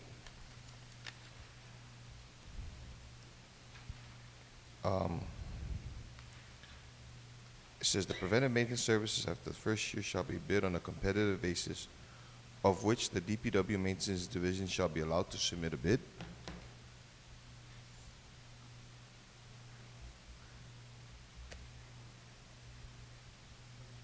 What's your thoughts on that, Carl?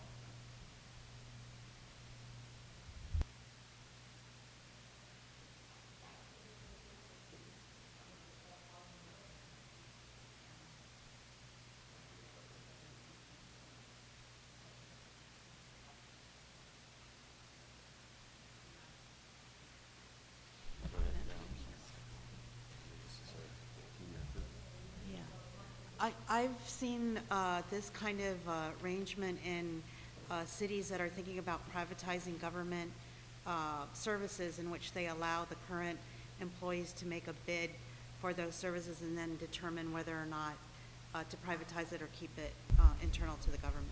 Yeah, but isn't there already an unfair advantage, to the private sector? Because then you're bidding against the government. Right. Then they don't have to pay GRT and. Right. So you're right. But all I'm saying is that I've seen this occur in other governments. And recognizing, you said the key thing there, ma'am, is that here we have the GRT. In other jurisdictions, they don't have that same tax structure. And this is the maintenance division. My concern here is the precedence that it could set with other agencies.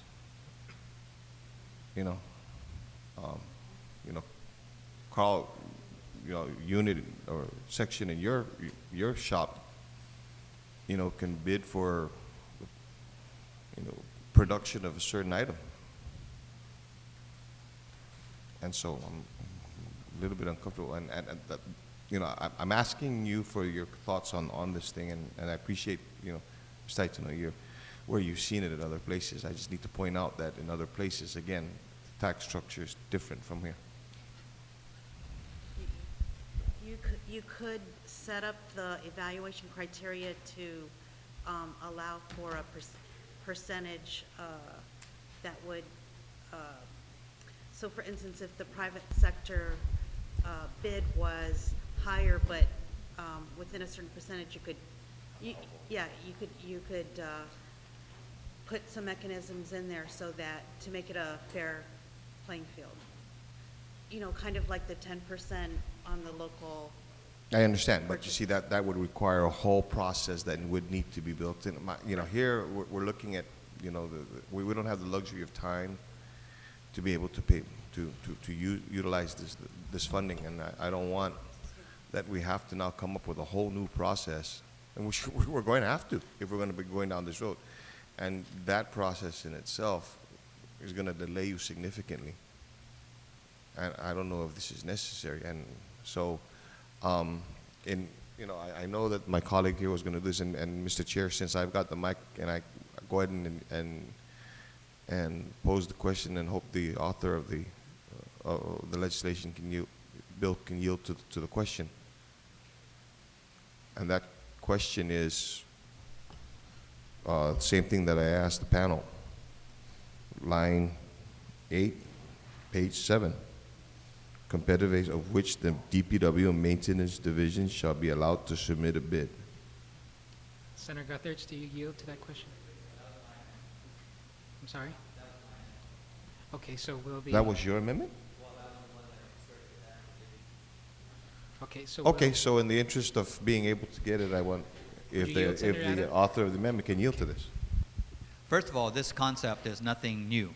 If you recall, when the Navy decided to outsource its base operating support services, it put out a bid for different private companies to submit their proposals for how they would provide the base operating support services, and for, of course, an amount. The existing employees were also given that opportunity. And in the end, what happened was that a private company actually was proved that it would be able to provide the services at a lesser price. Now, this provision was put in simply with the intent that if the DPW Maintenance Division believes that it can in fact continue the same support services at a lesser amount, then let them submit a bid. Otherwise, then we have to outsource it to a private company. So if it gets outsourced to a private company, then we ask, what happens to the employees? What happens to the employees in the DPW Maintenance Division? Well, they don't necessarily lose their jobs, because then now they can take on maintenance services for the vehicles that belong to the 52 other government agencies. They can be possibly laterally transferred to other departments, but we're looking at ways to reduce operating expenses. And this is possibly one way of doing it. But at the same time giving an opportunity to the existing maintenance division to make their bid, and if they believe that they can do it cheaper and just as good, then let them bid for it also.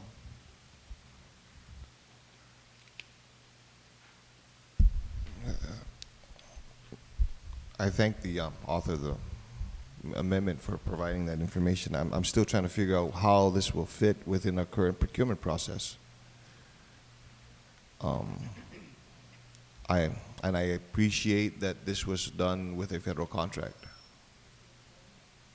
but we're talking about now government of Guam, and my mind is racing right now with regards to. Sounds like it's a novel idea. I admit, okay? But does our current process, our current statutes allow for this to occur? And what are those issues that can possibly come about?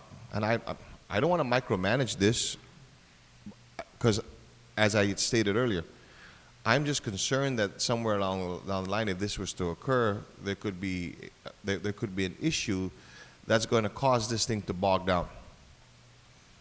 Then we're not going to be able to, to utilize the resource, spend this money on time. And I don't want that to happen, just based on, again, it's a novel idea. I'm just a little concerned here, and I was hoping that through I'm hoping through the discussions, we find a way that this could work. I just can't see it with my knowledge of current procurement law, Guam procurement law, how it could work and how it will not be an impediment to the process as we move forward. Thank you, Mr. Chair. Thank you, Senator Blas. I recognize Senator Tom. You had your hand. Yes, this is really not a novel idea. I mean, it's been around for a long time. Maybe not in Gov Guam, but it's a concept that's utilized in many organizations. And if you look at it closely, it says that the first year of maintenance services, when you procure the buses, part of that package will be the preventive maintenance services that comes with those, especially during the warranty period, during that 1-year warranty period. After that, then normally what would happen is that the maintenance of these buses will go back to DPW. Now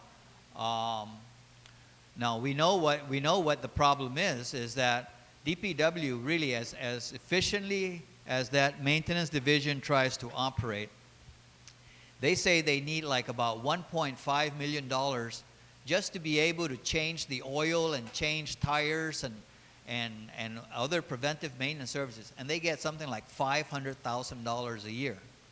So we set them up for failure.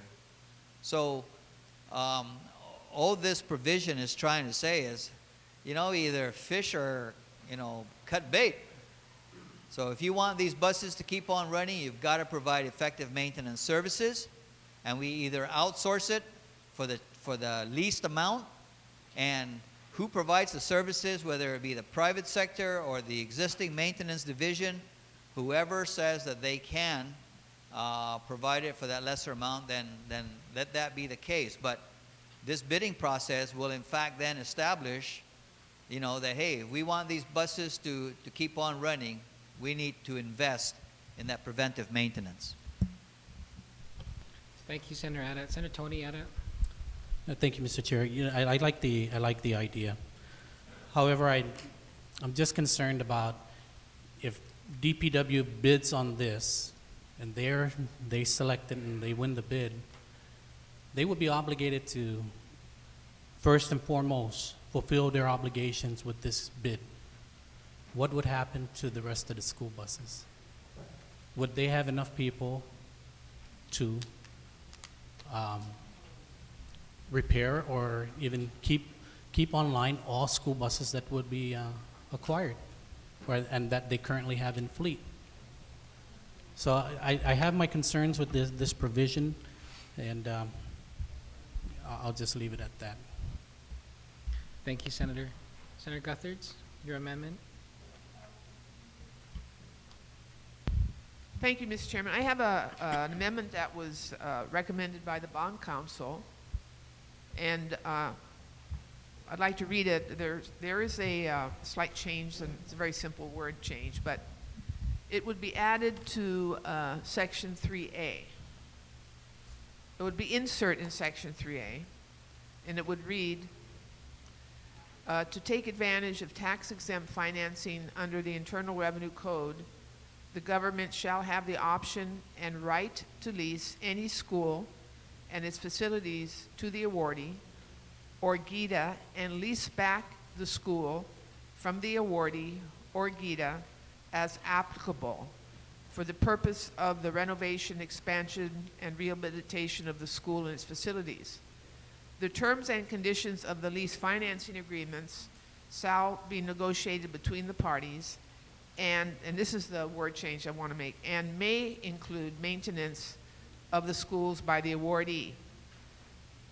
In order to take advantage of the Guam Organic Act exemption from state income taxes for bonds issued by the government of Guam or by its authority, GITA has the option to and is authorized to issue limited obligation project revenue bonds to make a loan for the purpose of financing the costs of the rehabilitation, construction, renovation, expansion, and all costs related thereto, including but not limited to capitalized interest in such bonds for a period not to exceed, and that's where I need a little help from GITA,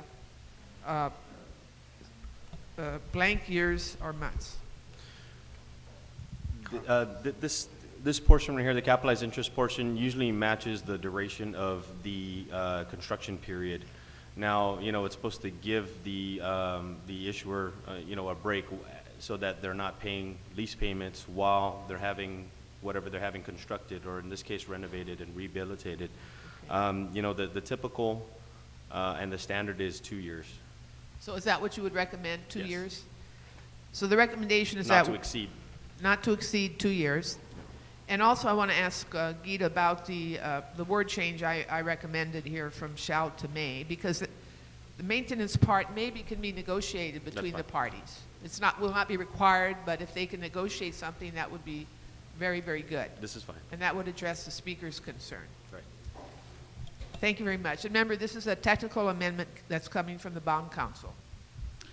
Thank you, Senator. On Senator Guthrid's amendment, Vice Speaker Cruz. Thank you, Mr. Chairman. I have my office preparing an amendment that I'm going to ask to be included to try to address something, Carl, that I have been concerned about with all of these leaseback arrangements. I have been wanting to try to figure out a way of putting in a provision that the awardee be restricted to a reasonable rate of return. Because the difference between the first 5 schools that were built, or the first 4 schools that were built in the last administration, and JFK is grossly different. The rate of return on the first 4 schools were acceptable. The return that the builder is getting on the JFK campus is extortion, if not usury. I mean, it's unbelievable how much money they're making on that. And are you aware of a way that there can be a way that we can limit the rate of return, that it's in 2 digits as opposed to 6? I mean, 3 digits or 4 digits? I mean, I don't mind a 15, even a 20% rate of return on your investment, but when we're giving them carte blanche and they're coming back with 300% or more. So I have an amendment coming to address that one issue, and so if anybody else wants to speak, I'll come forward. Unless, of course, Mr. Pangilinan has a suggestion on how we can address a reasonable rate of return for. No, so just so they understand it correctly, and if I do, I completely agree. You wanted to sort of put a cap on the profit margin, essentially, for the awardee. Correct. Correct. Okay. Yeah, I should hope that that's not unreasonable. I want to jump to.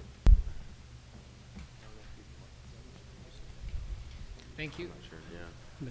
Vice Speaker. Well, I think it would be included in. Mr. Okay, Chair, if we're gonna wait on their amendments. Well, on this amendment, unless, Vice Speaker, are you amending this amendment? Yes. Okay. So then. So then if we can go ahead and move forward, and I have an amendment to, on a different. Okay, if it's okay with Senator Guthertz, if we put it aside first? Can we put, yes. Okay, we'll put aside. Senator Ada, you have an amendment? Thank you, Mr. Chair. Mr. Chair, just on a, it was an oversight, and this is on section 3. It's on page 5, line 19. And this is the same concern that we discussed earlier about the AG having, it creates legal issues. And it goes, upon the execution and delivery by the government and or GITA of the lease financing agreements, such agreements shall be valid and binding obligations of the government and GITA as applicable, enforceable in accordance with their respective terms, and there shall be no power to terminate or declare null and void by such agreement. And we deleted the whole complete section on C. However, on this here, I'm just moving an amendment to delete from line 19, beginning with the word upon, and ending on line 23 with the word agreement. Page 5. Page 5, line 19.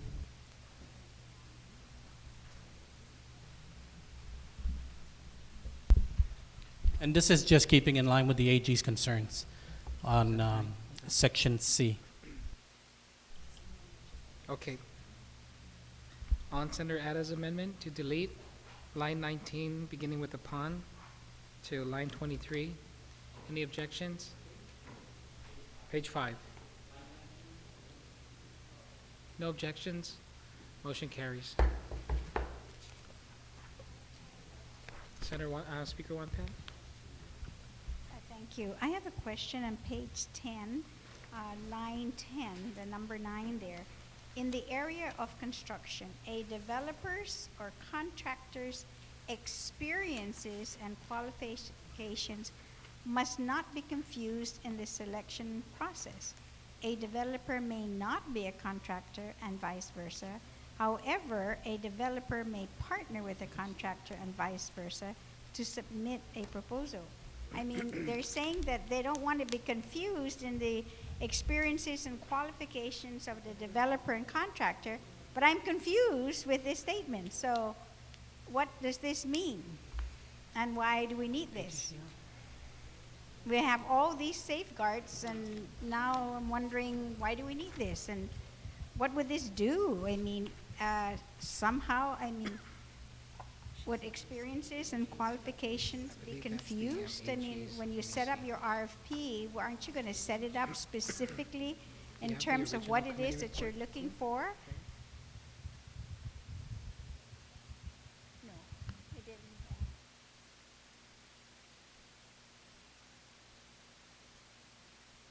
Because this is not the same that, you know, because I got a list as well from the AG, and this was not part of it.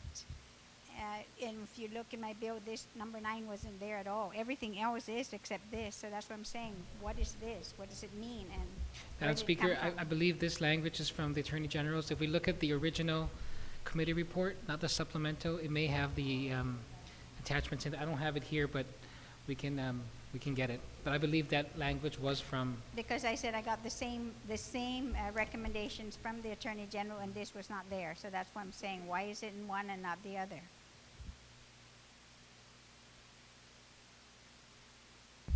Mr. Chairman? Sorry, yes. Yeah, maybe Mr. Senator Pangaling Guthertz. can tell us, is this something that's needed, in your opinion? Yeah, I'm not sure why this was, why the language was written up this way. I'm not too sure, again, who the source. Yeah, and I agree with the speaker that it's kind of confusing. It's saying that, you know, if A is not B, then B is not A, and A can be B, and you know, and just to show you too that when at least in Bill 448, the list that we got from the AG, everything all the way to maintenance and then from 10 down are the same. Only this 9 is different from the list in Bill 448, and it's the same, supposedly, the same list that came from the AG's office. And I can speak to that because that's what we got.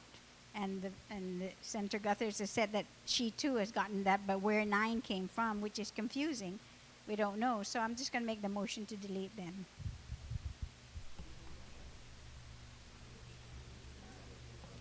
Okay. Madam Speaker, we're getting the committee report now, which includes the recommendations from the Attorney General. Just to, if you want to see that before we, so you want to proceed? Yes, yes. Okay, so should like to go ahead and proceed. We'll, on the amendment to delete line 10, line 10 to 14 on page 10. Okay. Senator Ada? I don't understand why we would want to delete that requirement for the awardee to have to comply with Guam's labor regulations. Or just number 9? Okay, all right.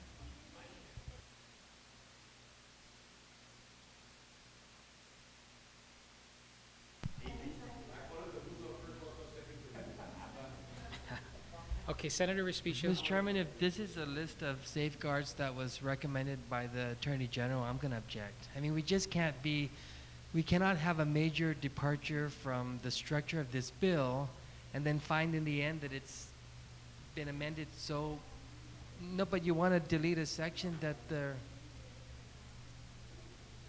Nobody has the first committee report. I mean, is there any harm in leaving it in?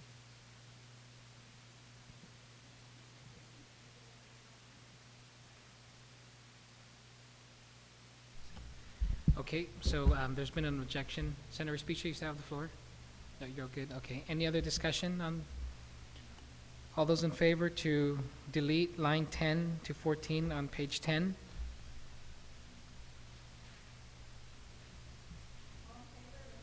Motion fails.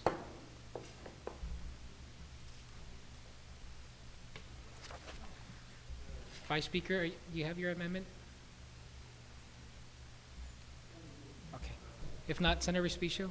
Mr. Chairman, can I just ask what the pleasure of the body is with respect to UOG and GCC's request? They spent a lot of time to prepare this and present it in a bill format, but I took the liberty to present it in a floor amendment that I'm hoping would be included in this bill since we're dealing with public facilities. The only thing I could see where we would, along with addressing this issue, is they left on page 7, line 9, they left the percentage blank, and this is probably one area where they're leaning on the administration, particularly Gita, to give some guidance to what percentage to cap. So there's just 2 areas that would require Gita's attention. But so basically, as presented by Dr. Robert Underwood, in order for UOG and GCC to move forward with the construction of these buildings and to work around the debt ceiling, which is already at 100%, UOG cannot be the one applying for the USDA loan. It would be the foundation. And the foundation passed the resolution in support of this, this idea. And so I'm asking for the body's consideration and some guidance as to whether or not we're comfortable in moving forward. I certainly am. Okay, are there any discussions on, any discussion, Senator Respicio's comments? Senator Yamashita? Thank you very much, Mr. Chair. I'm wondering if the mover would be able to answer this question. The question is, I'm seeing that we're also creating the Guam Community College Capital Improvements Fund. And while I've been communicated with by President Underwood, I'm trusting that President Mary Okada is wanting this. Yeah, I can provide that as a point of information, and thank you for the question. Dr. Okada also expressed in an email her appreciation for the quick attention to both UOG and GCC's concern as they're doing this together as a team effort. Thank you, Senator. Senator Toniata? Mr. Chair, I really like moving forward. However, this amendment is 14 pages long, and I still haven't started on page 1 yet. So, if we can Okay, we'll give you 5 minutes to review it. Okay, well, when the amendment was first proposed to us, he said, to take the weekend to look at the amendment, and now we wanna move right along. So, if we can just go ahead and move forward to take the weekend to see this and study it and make sure that all the I's are dotted and all the T's are crossed. Mr. Chairman, can we just recess for a few minutes so everybody okay, can we'll read take a it? short break. But I have one question for Gita. Again, on page 7, line 9, we need a recommendation here in terms of percent, not to exceed. Now, we had 8.5% today, I think, for the DOE part. Is that page 7 of the bill or of the amendment? Page 7 of the bill. The floor amendment, I'm sorry, floor amendment from UOG and GCC, line 9. Would it be prudent to incorporate the same percentage that we're including in the bill for the public schools? I think it's 8.5%, not to exceed 8.5%. Yeah, this is, because it's a different revenue pledge altogether. Point of order, Mr. Chair. It's not even on the floor. State your point of order. We haven't even read it. So We're not entertaining the amendment. She has a question for the panel. Okay, go ahead, proceed, Senator Guthertz. Yeah, I'm just asking, what would you recommend to fill that blank in on page 7, Yeah. line 9? I would probably need over the weekend as well to just engage some experts. I mean, at this point, the 8.5 seems doable. I wouldn't want to. Well, I wasn't intending to move the amendment now. I just wanted to generate some discussion, really, and so you have to see if there's an interest in moving forward, and certainly there is. All right, okay, so we'll move on with the amendment. Vice Speaker Cruz has his amendment. So this goes back.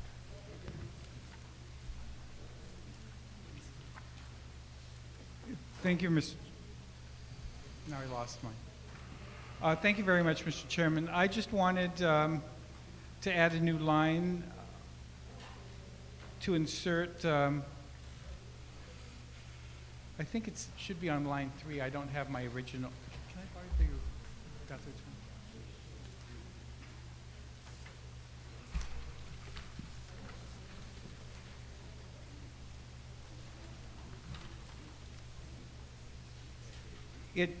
My amendment should go after schools by the awardee before, in order to take advantage of the organic tax exemptions. And my amendment is that the terms and conditions shall also include a reasonable rate of return to the awardee, taking into account, among others, the prevailing cost of capital, risk being assumed by the awardee, and the level of government undertakings such as tax credits or loans extended to the awardee. I realize that this seems subjective and ambiguous, but the thing is that depending on whether you're floating the private activity bond or whether it's a loan or it's a lease, you guys are the ones with the knowledge of what capital is, what money is worth today and how much you're going to be able to do this. And if it's a bond and they get their triple tax exempt, or whether it's a private activity bond that they're not, that you're guaranteeing, there should be an industry standard of what would be reasonable.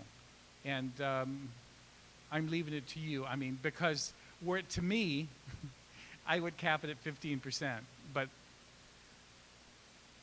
I'm trying to be reasonable, and I'm trying to introduce a foreign concept to a runaway government that just gives away everything to anybody that comes in and says, I'll do it for you and I'll take you on a ride. So I'm trusting Gita to be able to work this out. And I think it'd be a good one because, as you know, Carl, I have a major piece of legislation on on PPP, and depending on how well you negotiate this one, it'll determine whether or not the way that that bill goes through has you guys overseeing it. I'm just tossing this out as a proposal for a reasonable rate of return, and then let's see how we do that to make sure that the people don't get taken. Thank you. Thank you, Vice Speaker. So on Vice Speaker's amendment to Senator Guthrid's amendment, no objections, motion carries. On Senator Guthrid's amendment, no objections, motion carries.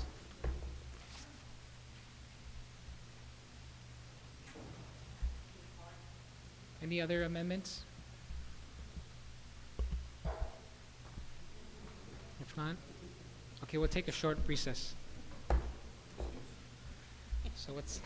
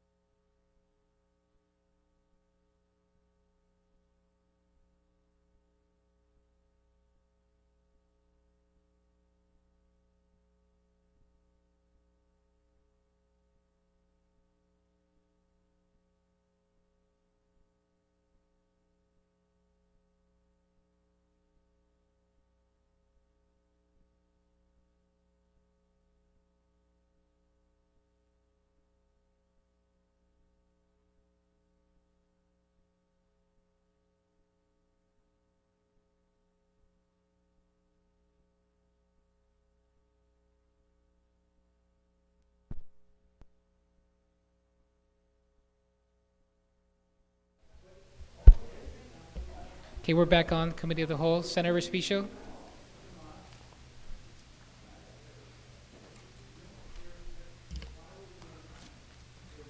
Senator Respicio, you recognize?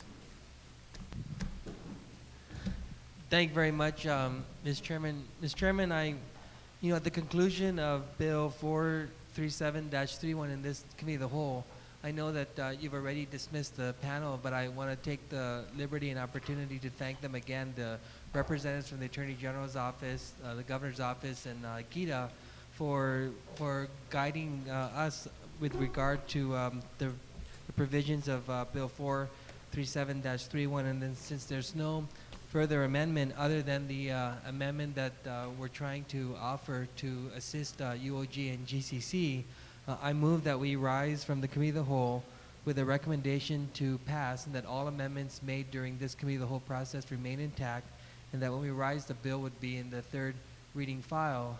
And this would also give the legislature and the administration additional time to review the 14-page floor amendment, which we could reserve the right to bring the bill from the third reading, bring it back to the second reading, and then put that amendment in. So in case the UOG and GCC officials are watching this discussion, we want them to know that we're not ignoring their request, and that we are just procedurally trying to find a way to rise out of the Committee of the Whole, and I make that motion at this time. Thank you, Senator Respicio. Are there any objections? No objections. Motion carries. Committee of the Whole is now adjourned.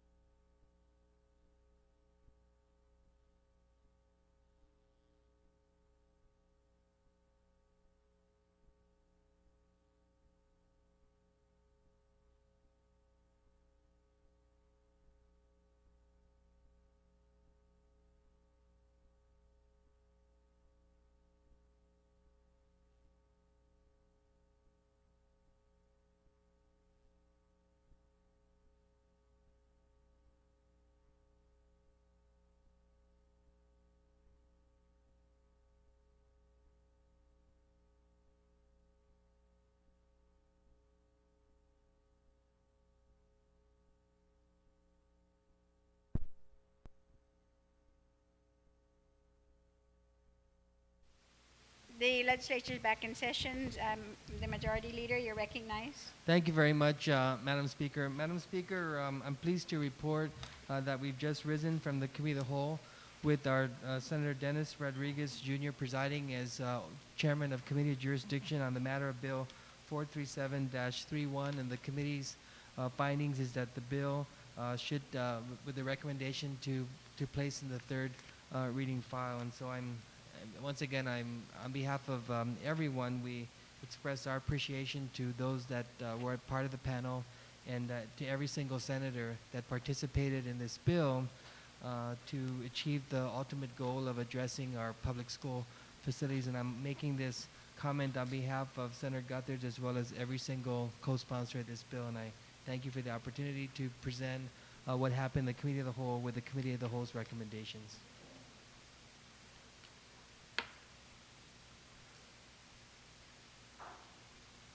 So on that motion then, without any objection, it's ordered.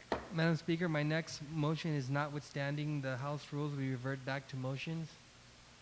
Okay, that motion, objections, ordered. Thank you very much, Madam Speaker. Madam Speaker, I'm in receipt of a letter from Senator Guthridge to yourself requesting an emergency declaration regarding Bill number 470-31. And she says, Buenas, Madam Speaker, pursuant to subsection 2103A of Chapter 2, Title 2 GCA, relative to waiving a public hearing, she's asking for your due consideration in declaring an emergency for Bill 470. And she writes, the measure will allow for the release of prior year's tax government liabilities owed to the people of Guam. Delays in issuance of income tax return payments impact the health and safety of the people of Guam and deny our citizens access to funds that belong to them that are needed for medical and related services that impact their quality of life. And I'd like to present this to you at this time for your consideration, Madam Speaker, on her request for a waiver of an emergency declaration.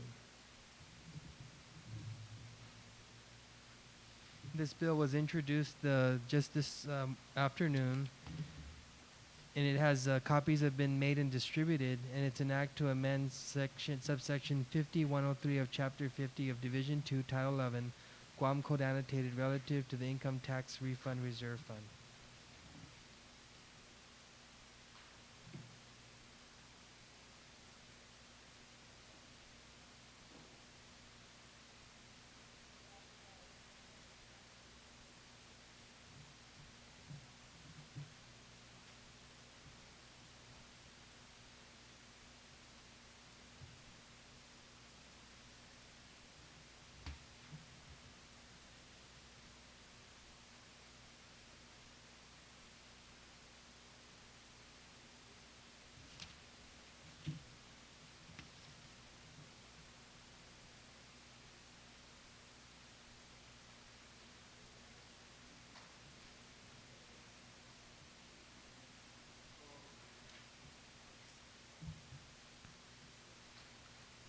Okay, so, all right, I have the right letter now.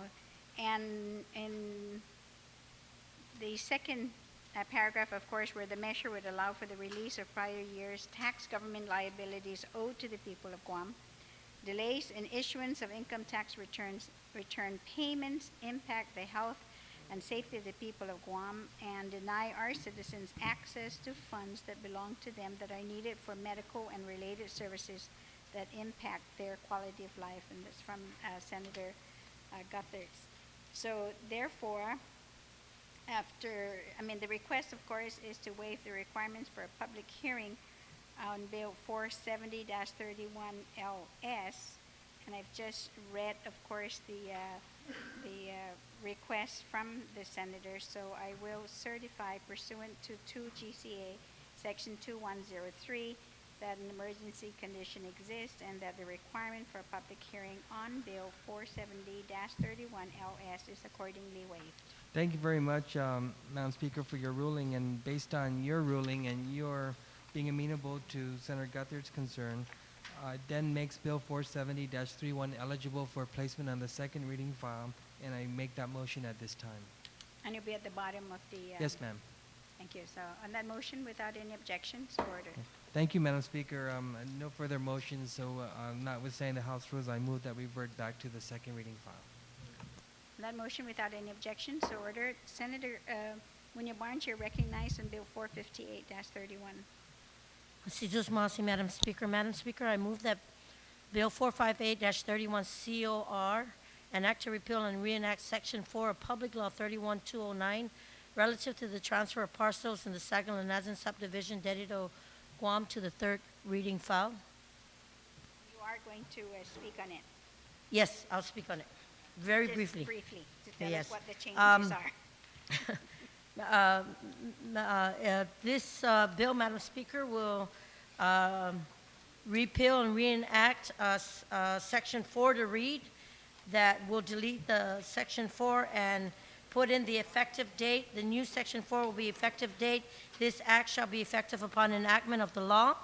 The original intent of Public Law 31209 was to transfer parcels of the land in Dedido subdivision of Sagal-Lanazan from the Department of Land Management to Guam Housing Corporation.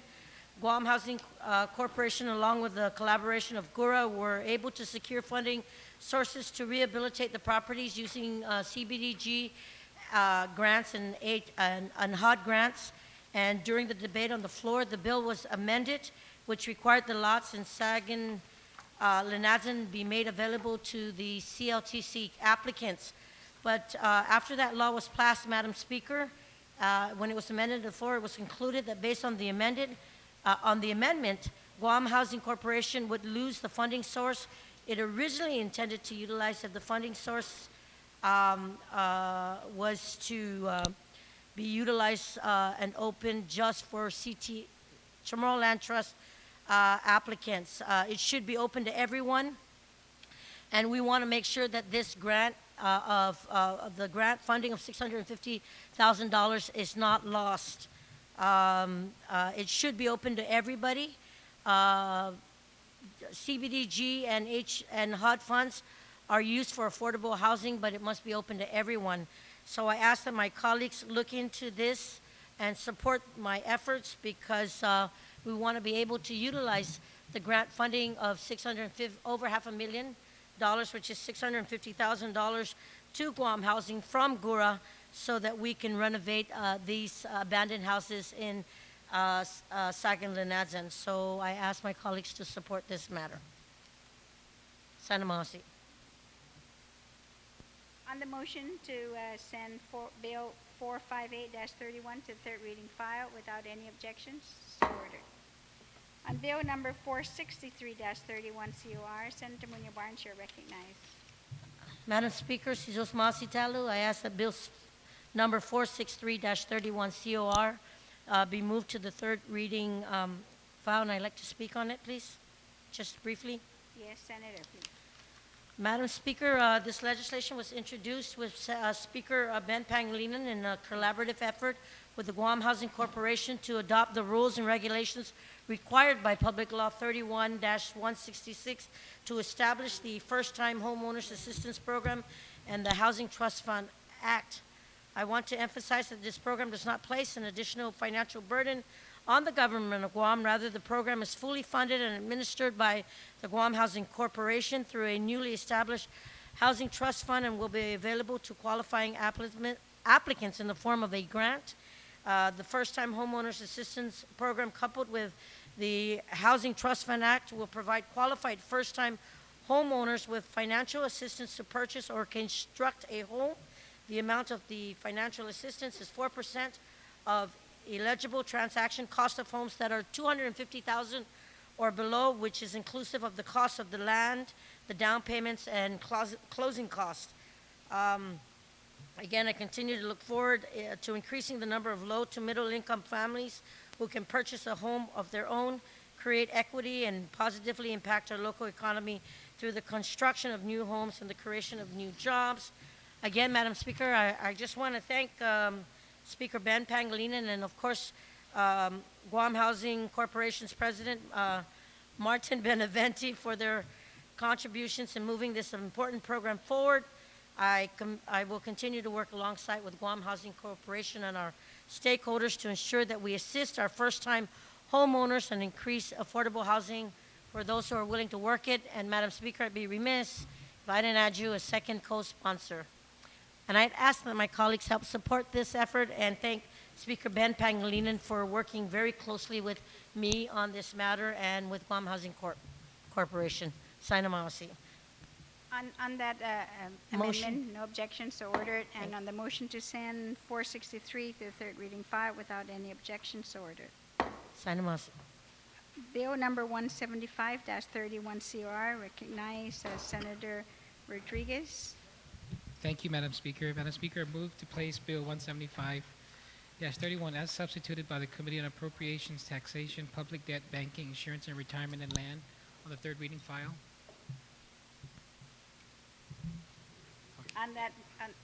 On that motion, without any objections, so ordered. Thank you, Madam Speaker. Madam Speaker, real briefly, this is a piece of property on Alligator Street in Derrida, also known as Bellow Road, which seeks to rezone the said property from agricultural to commercial. And during the public hearing, we received testimony from the mayor of Derrida, Mayor Savaris, and also got a resolution passed by the Derrida Municipal Planning Council in support of this rezoning. One of the conditions that have been placed on this legislation for rezoning is that the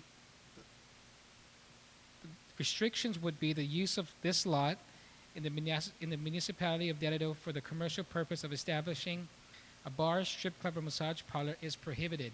And so this will clearly be a commercial property that will be for the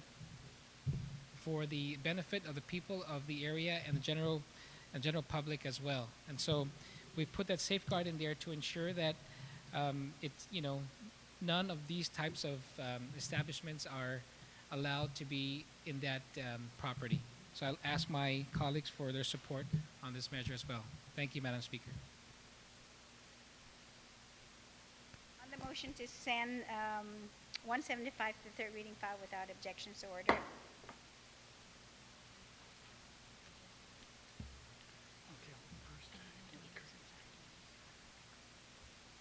The chair recognizes Senator Duenas on Bill 468. Thank you, Mr. Chair. I'd like to place Bill 468-31 to the third reading file with no discussion. With hearing no objections, so ordered. Thank you, Mr. Chair.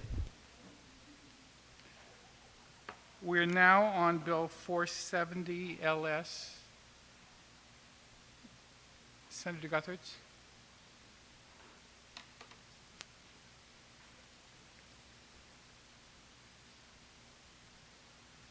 Thank you, Mr. Speaker and colleagues. Just very short comments on the bill. This bill, I think, is going to really be very, very helpful to all the people of Guam who've been waiting so patiently for their tax refunds for year 2011. As you know, we here at the legislature see constituents day in and day out that come to see us to plead for help, to assist in facilitating in some way the release of their tax refunds. And 95% of the reasons that these constituents give to us is that they need this money for medical purposes, if not for funeral purposes. And it's quite tragic to see the circumstances surrounding many of these cases. As you know, recently the legislature authorized the floating of a second bond to allow the chief executive and the executive branch to issue tax refunds for 2011. That authorization required that some of the bond funds be used to pay two other critical requirements. One is the monies owed to the Government of Guam Retirement Fund, and the other is monies due and payable for health insurance of this government. because of those mandates, it left a gap in having adequate funds to pay for the balance that will be owed for the 2011 tax refunds in prior years. Bill 470 will provide approximately $33 million that have been held in reserves for payment of next year's 2012 tax refunds and dedicate them to the 2011 tax refunds to fill the gap. This will enable the governor and the Department of Revenue Taxation, Department of Administration, to process refunds for 2011 and prior years, to erase that obligation. Because of the criticalness facing many families on Guam, particularly those dealing with medical problems and crises that require funds,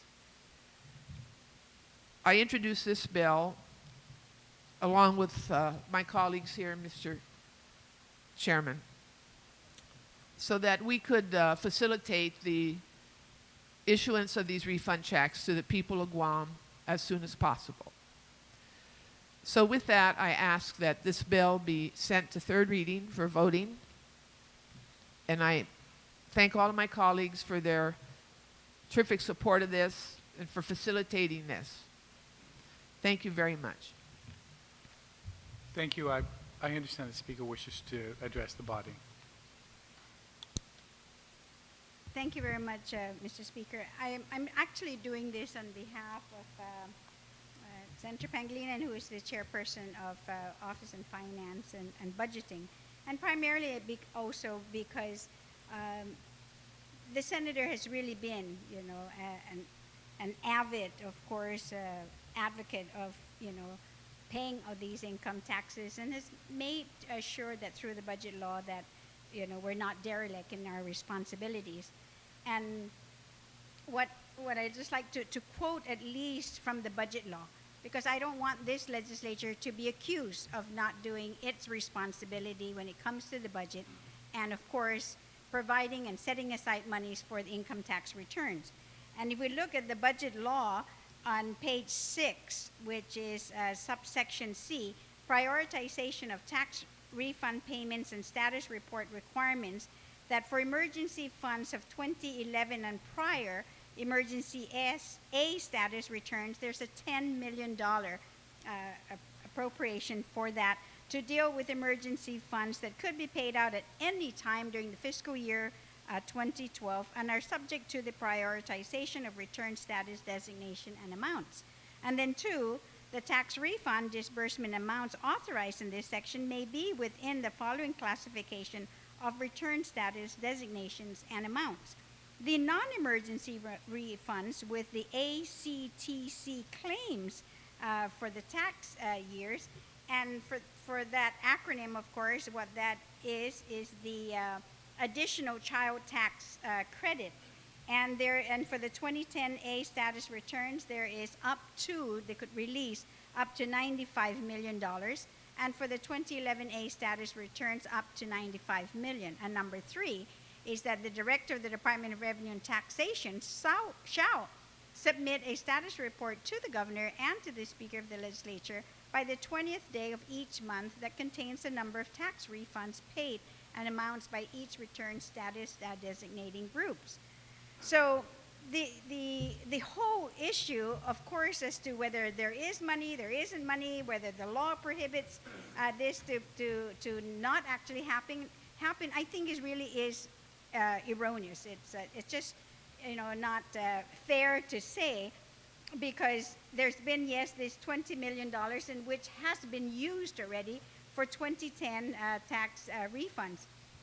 Many of us have received letters, 5, as a matter of fact, letters has been documented that has gone to the administration and the Attorney General to pay out these income tax returns. And as you know, again, like I said, $22 million of the ACTC reimbursement from the United States Treasury, that those returns, of course, have yet to be paid. And that letter, of course, went out on February 9, 2012. February 29, 2012, again, there is the call and the pleading of a dire need to release, of course, the 2011 tax refund payments. Then on March 2nd, 2012, DOA's non-compliance with the budget law. And then, of course, what we found out is that based, of course, for this fiscal year, that there should have been a deposit of about $41 million. But however, what has happened is that the actual deposits and refunds payment totaling only $22 million, shorting, of course, the required amount of $16 million in a 5-month period. On March 29, again, another letter went to request DOA to comply with the deposits of the cash. And the same thing again, asking again the Attorney General of Guam to take the aggressive action, the same position that DOA has on behalf of the people, is to deposit all these cash into the trust account so that then monies will be able to be paid out to the income tax payers. And then on April 6, 2011, another letter, of course, went out to do an oversight and informational hearing. And you know what the result of that, of course, is that nobody showed up. So to say that the legislature has been either derelict maybe or not responsible, not being, doing its duties when we pass a budget law, it is very clear that we have. And it could have been done long time. Granted, we can ask all the questions, why now, why not then? It's moot, of course. The important thing is that now, of course, with the income tax, the second series that's gone out, and with the whole intention of paying it out, then so be it. But I'm just saying is that we've done our jobs, and for anyone to say otherwise, I think is false. Thank you very much, Mr. Speaker. Senator Espicio, I saw your hand up. If any other senator wishes to be heard, please indicate so now. Thank you very much, Mr. Speaker. Mr. Speaker, I certainly rise in support of Bill 470. I also want to recognize the comments of the previous speaker, which really seeks to clarify the kind of situation and background that we have find ourselves in with respect to the tax refund issue. But I rise particularly to support Senator Guthridge's bill that's signed by, I think, 13 other members of this legislature, Madam Speaker, for the reason that it builds upon this commitment that we want to remove any legal impediments that prevent us from paying these tax refunds. If you recall, early in this year, several of us, 12 to be exact, we introduced a bill based on the administration's request and concern to pay these tax refunds. And at that public hearing, it was the administration, the governor's people, who requested that some monies be set aside to pay for the health insurance premium, as well as recognize our payment to the retirement fund. And based on the administration's request to pay these two items, which certainly this legislature was receptive to doing, upon signing the bond bill, there was comments from the front office that this bill doesn't do enough to pay for all of the tax refunds. And I just don't like how our people have to be endured to a lot of the back and forth. And now I'm so happy to rise and say publicly that it's good that Governor Calvo has a change of heart, that he believes now that this $33 million that's cash in the bank should be paid to tax refunds. And if he says, Madam Speaker, that the current laws preventing him to do that, then I say we just pass a bill to which my understanding is his people were instrumental in helping Senator Guthridge's craft. If this is what the administration says is necessary to release the $33 million that could be paid immediately by way of tax refunds, then I'm not standing in the way. I don't think any one of us have ever stand in the way to pay tax refunds, because if you recall, the governor could not pay these tax refunds if not for the legislature to allow for this to occur by way of providing the statutory mechanism. And I think as a matter of clarity and wanting to express support for this bill, I want to also take some time to express appreciation to all of our colleagues for making the payment of tax refunds a top priority and introducing this bill this afternoon. And your support, Madam Speaker, and your agreement to waive the public hearing requirement just really reflects the legislature's receptiveness and desire to want to get this issue and this money to our people. And so again, I rise in support of the bill, and I hope that our colleagues support this bill. And I don't think there should be any objection to this bill. I'm not sure, but I'm just hoping that we can continue to just remove any legal impediments that the governor believes is preventing him from paying out these refunds. And Bill 470 does that, Madam Speaker. Thank you very much, Senators. On the motion then to send 470 to the third reading file without any objections, so ordered. Senators, we will recess. We will allow, of course, the clerk some time to be able to engross the bill, so probably over the weekend, and we'll come back on Monday at 2 p.m. to vote. Yes, and on Monday. Yeah, that's my understanding. It was for Monday. And we'll, and so Yes. when we come back at 2 p.m., Yes. we're going to have time to address Yes. UOG and GCC's Yes, yes, amendments. So yes. for the record. So, Madam Speaker, I make that motion that we recess until 2 o'clock Yes, on Monday. Thank you. Thank you. Have a great weekend.